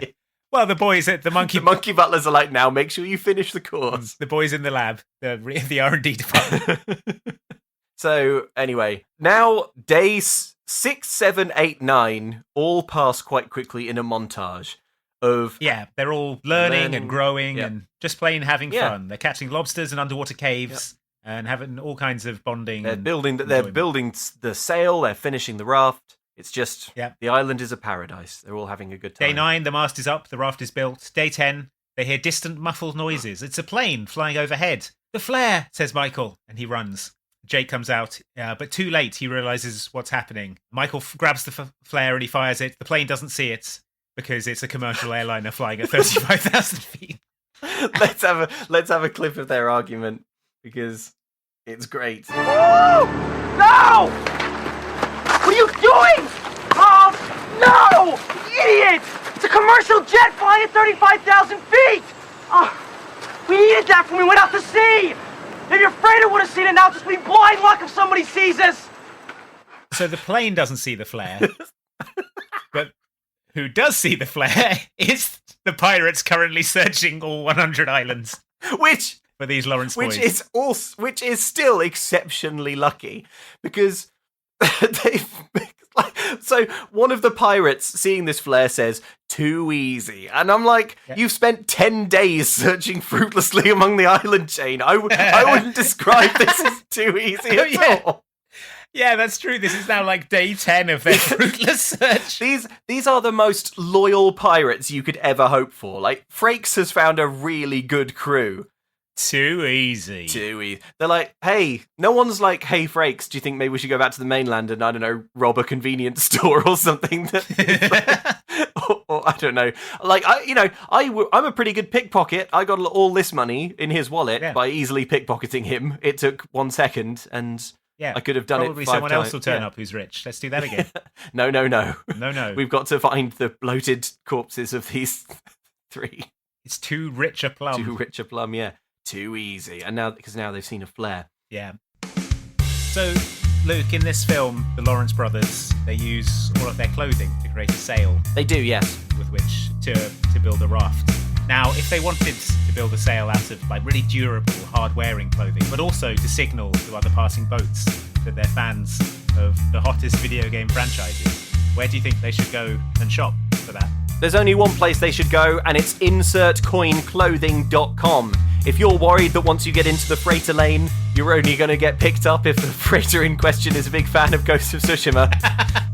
I mean, if I'm a freighter captain and I see, like, I don't know, an Abercrombie and Fitch sail, I'm just driving straight over that raft. Oh, I'm not picking that Not up. even slowing down. But what's this? Elden Ring! Oh, hang on. Man, we love that in the games room on our freighter. Wait a minute, is that a Yakuza t-shirt? Oh, nice. Is that the jacket that's got the back tattoo of Majima from the Yakuza series on it? Ah, sweet. Slowed at the engines. Drop the ladder over the engines. side, boys. Hard astern. We must get these poor malnourished men aboard and find out and talk. And get them in front of Ghost of Tsushima. Yeah, and talk to them about Yakuza, which we also They like. probably haven't played it for ages if they've been stranded. So, if you want to give yourself the best chance of making friends with some nerdy freighters, then you will want to head to insertcoinclothing.com, and we have been given, because we're so cool and special, a code that you, listener Lawrence, can use on your online orders. And what is that code, Andy? That's right. If you enter the code SHIPHAPPENS, SHIPHAPPENS, you get 10% off online orders. Codes are not applicable on charity items, bundles, gift cards, postage, and some products at launch. Codes cannot be combined with other deals or promotions and are valid until the end of 2023. So thank you very much to Insert Coin Clothing for sponsoring this episode and for making sure that we only get picked up by the nerdiest freighters in the shipping lane. Yep, I'm running my PlayStation flag up to the top of the mast. Oh no, it's an Xbox freighter. Oh no! And the console wars are still raging. Oh my gosh, they're unleashing a full broadside! A rippling broadside is tearing through the raft. Oh no! Great, nice work, Luke. Oh, Had to go and be a Sony pony, didn't you? you're right, Xbox.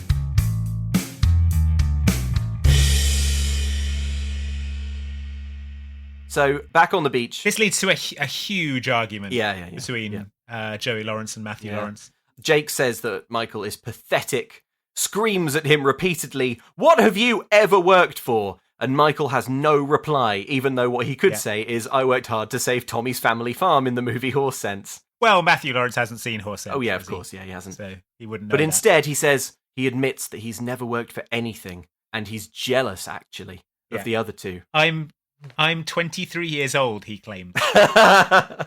he says, you both found something. I never had you to. with your ranch, Yeah. you with your You boat. with your fishing boat. I have nothing. I never had to. I have nothing. He's like, you both found something. They didn't find something. He was born on a ranch that he had to work Yeah. in order to feed the family. And he was born on a boat that his dad owned. yeah, so like he had to operate it because it was the only thing he could do. It wasn't like, oh man, you two are so lucky you both found your passion. Yeah. It's not like Andrew Lawrence bought the ranch aged 5 with his self-made baby money. He grew up in an orphanage and wrapped his meager possessions up in a bindle and struck out for a ranch with big dreams of... Big dreams of being trampled to death by 100 horses. Yeah. So I'm 23 years old, he lies. Yeah. I have nothing. I never had to work for anything in my life except for all the stuff I worked for in the last movie. You both found something I never had to. Anyway, later, so they have this big argument. Later, Jake and Tommy, which to remind you is Middle and Little Lawrence, are walking the cliffs. And I don't know why, maybe just walking off dinner. It's just they're constitutional. Yeah. All that garlic butter, you know. Makes me drowsy. The Parmesan truffle fries, really. Why don't we take these arancini balls to go? I've got a picture of hurricanes. Let's go have them on the beach. So they're strolling along the cliffs. They see the pirates down below in the bay. Smoking a cigar, hand rolled on a monkey. a monkey butler is wheeling their golf clubs. They're going to knock a few balls over the back nine.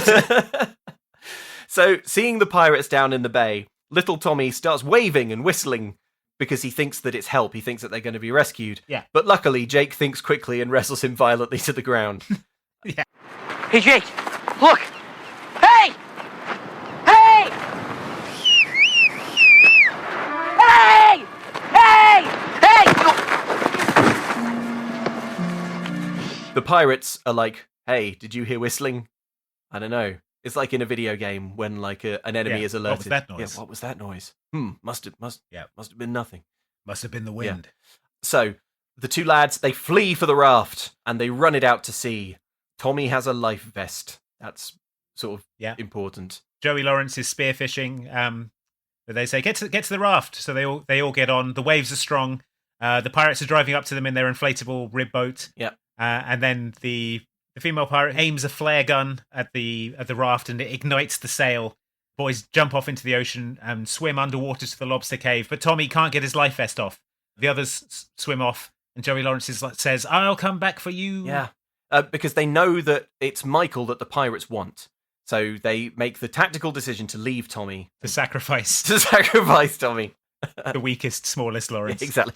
There's no meat on him. So the stronger, larger two may survive. But they say that they're going to come back for him. So the two big Lawrences swim for it. Yeah. Andrew Lawrence is captured by the pirates. The blonde pirate dives in to look for the other two, but those big-lunged boys are hidden too well. Their secret lobster cave is too secure. Yeah. The guitar in the background is going absolutely nuts. In fact, let's have a clip of that guitar going nuts.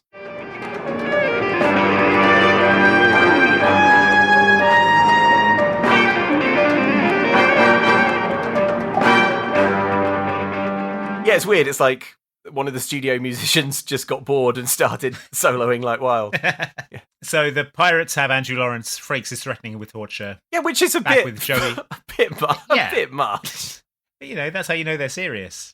So yeah, he's like he's holding Tommy's head and he says, "When they hear you screaming in pain, they'll come running." Yeah. Which pretty full on. I think is true. If he started torturing Tommy, probably. Although actually, would they even be able to hear in the lobster cave? That's true. The lobster cave, to describe it, is a kind of sort of fiberglass Pirates of the Caribbean chlorine tank. It's like the grotto at the Playboy Mansion. Yeah. They're like, you sort of swim through a little hole in the rock to get into it, and there's kind of ample breathing space, and it's just awash with lobsters. Yeah. Plump, there's delicious a sort of swim-up bar with a monkey bartender. He's shaking up daiquiris. So, they're planning how to get Andrew Lawrence back. Do you still have that gold coin? Asks Joey Lawrence. On the pirates' ship, for which reads small speedboat, captive Andrew Lawrence is being forced to swab the deck, by which I mean mop the 2-foot square aerial floor not currently occupied by pirates. For some reason, the three... I don't know why I find this so funny. The three pirates have laid out a buffet. So there's only 3 of them. They've spent 10 days on this tiny boat, sort of hunting through an island chain. And when it comes to have lunch, they're all sat around a small table. And you've got a little card table. Yeah, they're all sat around, and nearby there's a long table that's just covered in like fruit platters and sort of, I just can't get over that they've got a buffet. Why would you have a buffet? Well, they probably took some of the monkey butlers captive as well. Yeah, that's true. It had a buffet. Yeah. I just assume that every meal they have is a buffet. Like there's only 3 of them. I would expect them to be eating like, I don't know, beans from the can or something. Like, no, it's also it's a huge breakfast buffet of continental pastries and fruit. None of them are eating it.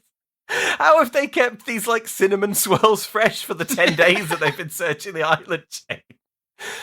It just looks like, I don't know, it just looks like craft services or something. I assume every other day they're driving back into Sydney Harbour to like pick up fresh pineapple. A fresh buffet.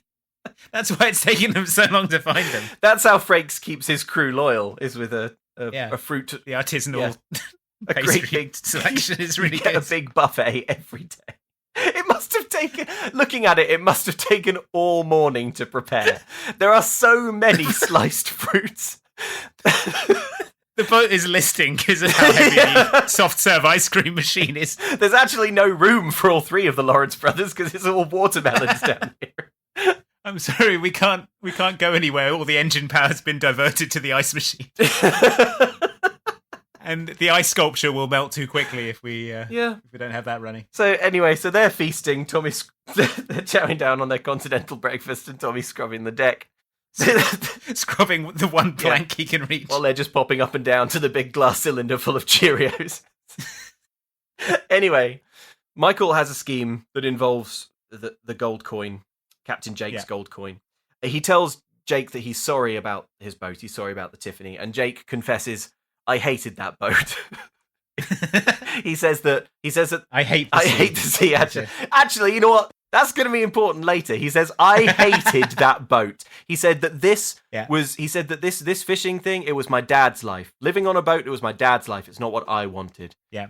I think I only stuck with it for so long because my dad loved it. Yep. Now I'm finally free. That boat's been sinking for a long time, and I've been hanging on to her for the wrong reasons. Damn. This movie is just three boys dealing with their dads. It's beautiful, really. Michael gives Jake his watch. No, wait, I've got that the wrong way around. Sorry. Jake tries to give Michael his watch back. He's like, I've been blaming people for the things that I don't have, but that's not me anymore. You take this watch. But then Joey Lawrence says, I won't take it. I want you to have it. And they have a real nice bonding moment. Yeah, and also that watch is probably worth quite a lot. You could. Yeah. Boom. Day 11. Joey Lawrence is standing on the beach. The pirates see him and they drive over. Andrew Lawrence is being manhandled. Joey Lawrence has a different coloured do-rag on. Michael has... Yeah, where's he got that from? Where's he getting all these do-rags? Mikey Butler's run it up on the sewing machine. That's true, yeah. So Michael has come to parley. The pirates pull the dinghy ashore. All three of them are stood there. They've got Tommy held captive. And Michael tells them that he has a way to get them $10 to $15 million in gold coins. Let's hear him explain how. I found a whole ton of those right here on this island. But you won't get any of it unless you promise me you're going to let Tommy go. Why don't you just tell me where they are, pretty boy? Because I won't. Tommy and I figured we'd be dying on this stinking island anyway. So by shooting us, he'd just be putting us out of our misery. Yeah, he shows the coin. I'm listening, says Frakes. I found a whole ton of these on the island, but you won't get any of them unless you let Tommy go. Frakes pulls a gun. Shit, says Joey Lawrence. I didn't consider these pirates would have any kind of weapon. So how about you just tell me, he says. But then Michael bluffs and says, hey, by shoot... I'd like to die. He says, I think dying would be a stone proof. To die would be a great adventure. He says... I like being shot. I like being... So what do you think of that? He says, my parents will only pay for me if I'm unshot. My value decreases if I'm shot. We thought we'd die on this island anyway, so actually he'd just be putting us out of our misery. Yeah. So Frakes, the world's crappiest pirate, is like, yes, this sounds good. I think I'll give up all the leverage I have. So he frees Tommy. Yeah. So Frakes shoots him in the leg and says, take me to it now, or I'll empty this gun into your genitals. He doesn't do that, or any of the other 1,000 things that he could do in his enormously superior negotiating position. Instead, he frees Tommy, his only hostage, and they walk off to follow Michael to and again, to reiterate, the plan is, look, here's a gold coin. There are $10 million worth more. There are 10 million of them in a cave on this island. He may as well have held up $1. Like there's 10 million of these dollars in a cave. We found 10 million of these pieces of paper in a cave. You want to come get them? And Frakes is like, oh, hey, dirt. Of course, I'll free you, Tommy. So Frakes decides to leave the dude pirate with the blonde hair on the dinghy. Yeah, to guard it. So that, to guard it. Yeah, I don't really it is weird. If you're Frakes, you'd think you'd try at least some gunpoint truth extraction. So Frakes, understandably, is like, where's the third one? And Michael says, I don't know. Yeah. And so then Frakes shoots Tommy in one leg. Yeah. And says, I'll ask you again. Where's the other one? He doesn't do that. So He doesn't do that. Michael, big Joey Lawrence, leads the pirates inland. Meanwhile, Jake and Tommy, because Tommy has just been literally set free and has just sort of run into the jungle where where Jake has sort Wandered of off. like, grabbed him and Yeah. said, "Hey, it's me. Don't worry. There's a plan." They cover themselves in seaweed. Don't worry, it's a good plan. And then they swim up to the pirate craft disguised as big lumps of seaweed. Yep. Disguised as what looks like a saltwater crocodile. Yes, from the a kind of distance. thing that you would shoot or throw a rock at. Yeah, exactly. So Jake pulls out the engine cable of the rib boat, and he also unties it from the slightly larger speedboat. If you're imagining like a large yacht, it's not that at all. It's a very small, a little larger than a speedboat with a very small interior bit, I think. And the blonde pirate, the dude, he's like guarding the pirate's bigger boat. Yeah. Now we cut to Michael, big Joey Lawrence. He has led Frakes and the other pirate to the cave. Remember the cursed dense cave network in this, a sequel to Horse Sense. As they approach the cave, Jonas, who is the female pirate, says, "I'm not going in there. It's a death cave." Let's have a clip of that. I'm not going in there. It's a death cave. Oh, give me a break. The symbols, Frakes. They call them the gatherers. They were the cannibals that cut off the heads before they shrank them. Who cares? So Frakes is not convinced of Jonas's claims of this being a cursed cave full of cannibal headhunters. Yeah. Probably because it's in Australia. Yes. But Frakes is adamant. Joey Lawrence leads them into the cave. Where's the gold? Right over there. Go look at it for yourself. Why don't you? I'll hang back here. So Frakes, listening to Joey Lawrence, goes around a corner. Frakes saying, "Now where exactly in this death cave exactly is my 15 million in gold coins?" And right there, screams Joey Lawrence, and then drops a big bunch of spooky shrunken Yeah, heads. he pulls the rope and the shrunken heads fall down. Again, a lazy and obnoxious stereotype. They go, and there you go. In the confusion, and then a few things happen.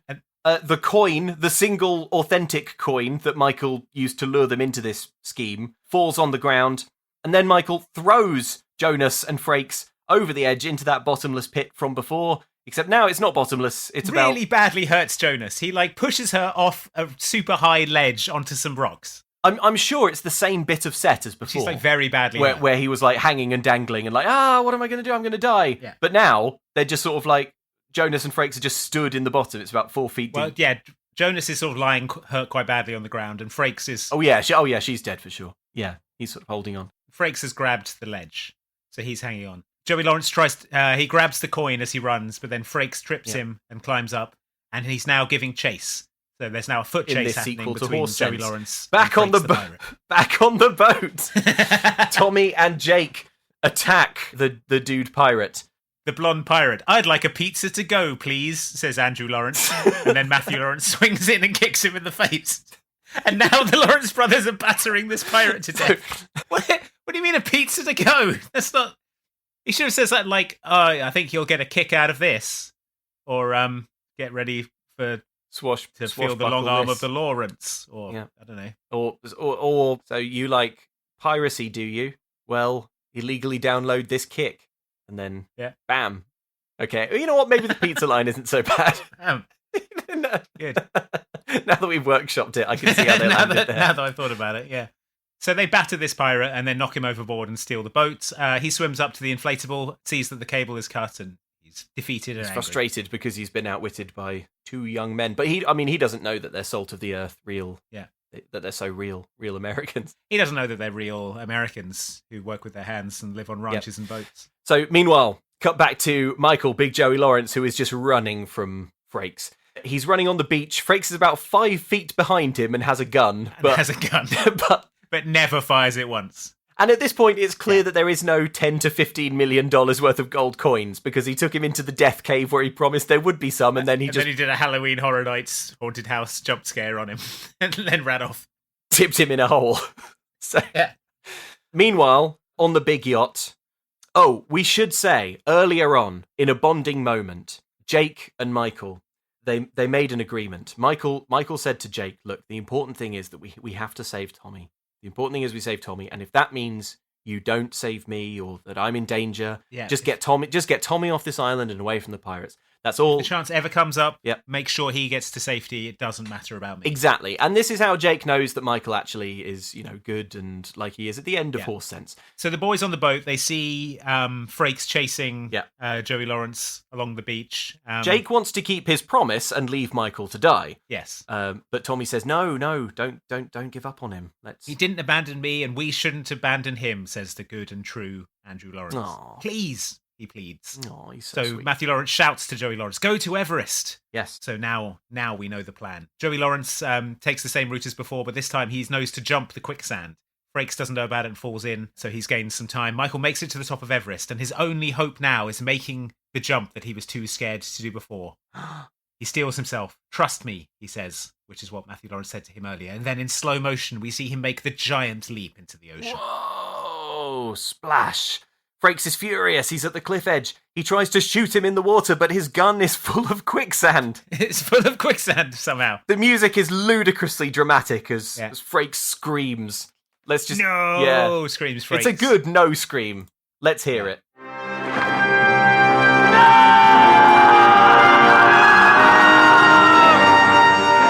Damn, it is good. So Michael swims out to the boat. The boys are all happy. He climbs aboard. They now have the pirates' little speedboat. We did it, and they all hug. Jake radios it in from the pirates' radio. Yeah, lets everyone know that they're okay, and they get back to port to find that their parents are there, having presumably been flown out for corpse identification. Michael's dad and Tommy's mum are there in Australia. Yeah. We already know that Tommy's mum has severe financial difficulties. Yeah. So, this is basically unreasonable. The parents are really calm. Really calm. Yeah. Like, they are so chill. They're like, hey, good to have you back. But let's remind ourselves of what's happened. They lost their children for 10 days. Certainly would have thought, and probably been told by some authority figures, they are most likely dead. Yep. Then found out, oh, actually they are alive, but they were attacked and chased and pursued by murderous pirates. And crocodiles and emus. For the best part of a fortnight. So, they're probably not coming back the same, you know? Yeah, and Andrew Lawrence's cholesterol is through the roof.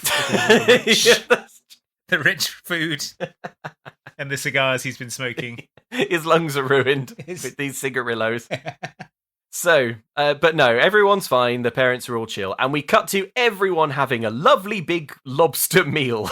I'm surprised that Jake and Tommy can manage any more lobster. Well, they don't. They're eating hamburgers. Oh, yeah. You can see on their plates. But so the boys introduce Jake to their families. Before this, they've all sort of happily reunited with their families. And Jake is just sort of watching this like a Victorian ghost. But they're like, hey, we'd like to introduce you to Jake. He saved our lives. And Dad is like, well, Jake, you'll come for dinner, of course. Yes, of course. So they're all sitting around eating dinner. Michael isn't there, but he walks up and they say, where have you been? And he says, let's just say preparation has met opportunity in a sort of weird way that makes it sound like he just took a big shit or something. Like, honestly, that's what it sounds like. Well, I mean, he's been 10 days eating nothing but, bits of coconut and bamboo. If you walk in from off camera and sort of basically slaps his belly and goes, well, let's just say preparation has met opportunity. Do you mean you stole food from someone's table? No, apparently he's created a job opportunity. Oh my god, this is absolutely wild. So, he reveals that they were going to put the pirates' boat up for auction. Yeah. However, there was some reward money that the brothers claimed for bringing Frakes in, and Michael made the executive decision to use the reward money to buy the pirates' boat. Yeah, the reward money that by rights is split between the three of them because they all bought in the pirates. Yes. He didn't tell anyone about this money. No. What he's done with it is spend all of it on a boat. And he says, we're all going in on a charter business. That's right. We're renaming this pirate boat Tiffany 2. Yay! Jake is the captain. And we're going to be partners. Remember earlier today, Jake, when you said that you didn't actually like living on a boat? Yeah. And that it wasn't your dream at all? You hate the sea. Well, good news. I've taken your reward money and reinvested it in another Tiffany. In a much, much smaller boat. Yeah. And, what kind of tours are you going to give on this rinky-dink? Like the old one had 3 decks. Yeah. And sort of living quarters and stuff. I haven't seen inside the pirate ship, but it is markedly smaller, at least half the size of the Tiffany one. Also, brilliantly, Michael then goes on to explain how this incredible 3-way business is going to work. And the way it's going to work is he and Tommy are going to go back to America and Jake is going to do everything. do all of the work. He says, Dad, I want to pay you back the money out of my share of the profits of this business. And his dad says, oh, will you be moving to Australia? And he's like, absolutely not. The dad says, oh, will this be profitable? It doesn't sound like it will be. I'll be letting Matthew Lawrence work his ass off and I'll be creaming off 30%. We'll just be taking 66% out of the country. Well, Matthew Lawrence does all that. And then Matthew Lawrence is pathetically grateful for this. Yeah, he spends the whole conversation staring at a crappy baseball cap that says captain on it. Yeah. He's like, wow. He was a captain before. Really? I get to drive tourists around in this crappy tiny boat and take home an entire 33% of the profit, which I'll remind you is not going to be anything for ages because they had to spend a lot of money to buy this boat. So, like, they're not starting from zero financially. It's going to take a lot of chartering to make that back. Yep. It's an incredibly poor deal for Matthew Lawrence. A partnership it is, says Joey Lawrence, and then we fade out on a shot of the tiny rubbish boat. And then the fucking music starts again.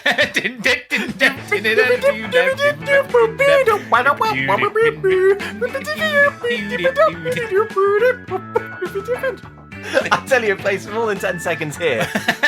Well, the movie was over. How are they going to shut it down? Yeah, that's true. Yeah. Try and get Michael Eisner. He actually left soon after the movie started. Yeah. He's long left the movie theatre. Movie theatre, this thing. He was never in a movie theatre. Yeah. So that is Jumping Ship. The canonical sequel to Horse Sense. I can't believe it's a sequel to Horse Sense. Unbelievable. It's a weird one, this. It's very, very fun. Because, I mean, as we discussed with Horse Sense, the Lawrence brothers all have a fairly immense amount of on-screen charisma and chemistry. Incredible screen presence. Yeah, incredible screen presence. Yeah. You're rooting for all three of them. It really works. It's such a bizarre premise. And it really has to sort of bend over backwards to justify the premise. Yes. It's like, it's really hard to get them in a situation where they're stranded on an island just being chased by pirates. It's just like, recapping it there, it's like we're halfway through the episode before they actually are on the island, because there's loads of runtime on the bloody boat, on the bloody Tiffany 1. But because it's a DCOM, it has to have a sort of like subplot about someone learning or growing or coming to terms with something. And it's Andrew Lawrence coming to terms with the death of his father, which he already did in the first movie. Yeah, and Joey Lawrence, Michael, big Joey, big brother, coming to the exact same revelation that he did in Horse Sense. That he needs to work hard for a living. That he needs to work hard and put the hours in. And then, at the end of the film, he becomes a silent partner in a cruise company where he isn't going to do any work. Yeah, exactly. Oh, no, but he says to his dad, I'll happily take that file clerk job. I need to work my way up if I'm ever going to be partner. If I'm ever going to be the nepotistic partner in my father's law firm. Yeah. If I'm ever gonna achieve that impossible dream. Yeah. I reluctantly... I'm going to do a token year in the mail room. I reluctantly accept this extremely lucrative opportunity. But I will be augmenting my lifestyle with all the hard work that Matthew Lawrence will be doing down here in Australia. He'll probably be the only one in the mailroom who has 33% of an Australian charter business. That's true. Like, wow, that must be a lot of work. No. Yeah. It probably is for Matthew Lawrence. Yep. Cut to Matthew Lawrence killing a crocodile with a rock. Captain Jake dragging a tourist out of the clutches of a killer emu. Captain Jake's very first charter. He gets pursued by pirates and shipwrecked on an island. How does this keep happening? Oh my god. All right. That was Jumping Ship. It really, I mean, for me, it really lived up to expectations. I mean, we hyped this one up a lot, but I've had a wonderful time recapping it. I don't know how we both remembered it having a rocket-propelled grenade launcher in it. All I can think is that it was the bit where maybe they fire a flare. Because that does have, there was definitely an RPG. But, like, maybe I don't know. Must be a different movie. Yeah, I don't know. I definitely remember a rocket-propelled grenade being fired. Yeah. So... Oh, well. Can I read you an email? Yes, please. This one comes via Ben. Ben, thank you very much for your email. Andy, you're going to be psyched about this one. Okay. Hello, MCC crew. Hello. This might be mildly interesting to you, but funnily enough, I have exactly one memory of Dactyl Nightmare. Oh, the VR game from First Kid. Exactly. In 7th grade, I was on a group trip to Disney World, and Epcot, RIP Norway Trolls Ride, was doing a big display about video games. Of course, they also had to have the cutting edge of VR technology, and so in 1997, I had my only experience playing Dactyl Nightmare. It was, says Ben, actually worse than it looks. How? I can't believe it's worse than it looks. It looks awful. It looks like the worst game ever made. Ben says, I spent the entire 5 minutes with it trying and failing to shoot the pterodactyl. After that, we went back to the Magic Kingdom and my little brother got so scared during the extraterrestrial alien encounter that he threw up on himself. Good time. Thanks for the podcast, Ben. Thank you, Ben. I really enjoyed the coda to that story. Thanks, Ben. That's brilliant. So there you go, Dactyl Nightmare. I'm just imagining like the pterodactyl is sat there on a stool, like smoking a cigarette, and he's just like walking around in circles trying to shoot it. All the bullets just sort of slowly picking off in the like walls. 2 frames, kind of bloop, bloop, bloop, bloop, going off. Yeah. You can find footage of Dactyl Nightmare on YouTube, and when you watch that, you'll think this can't possibly be worse than it looks. So yeah, pretty impressive. Thank you, Ben. Yeah. So there you go. It turns out it is. If you want to get in touch with the podcast, you can. Lucky you. You can do so by emailing momcan'tcookpod@gmail.com. And of course, we would love it if you would give us a 5-star review wherever you listen to your podcasts. Yep, you can also write reviews of this episode on Spotify now. You can write episode reviews. So maybe let us know what you thought of this film or who your favourite Lawrence brother is. And don't forget that if you want more Mom Can't Cook in your life, if you can't bear the thought of waiting an entire fortnight to listen to me and Andy talking about something that happened on the Disney Channel in like 1999, then you do not have to wait, because you can become a member of the good church of Mom Can't Cook Extra Helpings by going to patreon.com/extra helpings and finding all of our bonus episodes where we're recapping So Weird, which is So Choice. Which is something that happened on the Disney Channel in 1999. Andy, what DCOM are we doing next time in a fortnight? The DCOM we're doing next is Stuck in the Suburbs. Yes! From 2004. So good. I will read you the description now. Yes, please. From Disney+. Brittany Aarons is a regular teenage girl bored with her predictable life in the suburbs. But all that changes when pop singer Jordan Cahill comes to town and accidentally switches phones with her. Brittany teams up with her best friend Natasha to get it back to him, and along the way discovers that the life Jordan leads isn't the one he wants, but what his record company wants for him. Oh, now you're probably thinking, how can a DCOM with its low production values possibly tell the story of a massive pop star in 2004? And the answer is, it can't. So let's find out how it goes when they give it the old college try. So look forward to Stuck in the Suburbs next time on Mom Can't Cook. Yeah. Don't forget to check out our Patreon if you want more Mom Can't Cook in the between weeks. That's right. Get your bonus episodes. We will see you next time for Stuck in the Suburbs. In the meantime, Luke and I will be on an island building a coconut Margaritaville. Who's in? Yes. Well, I'm in, I hope. Well, I mean, if the monkey doorman lets you in. Oh. Not wearing those shoes. They're flip-flops, obviously. Yeah, well, get some proper coconut shoes like I'm wearing. Go to the monkey cobbler. He'll run you up a pair. Oh, he says he's shut. It's Sunday trading hours. Yeah, well, that's what he says to people he doesn't like the look of. Oh, man. Wait, what do I need to get into the monkey cobbler? This sounds like an adventure game from the 90s. Yeah.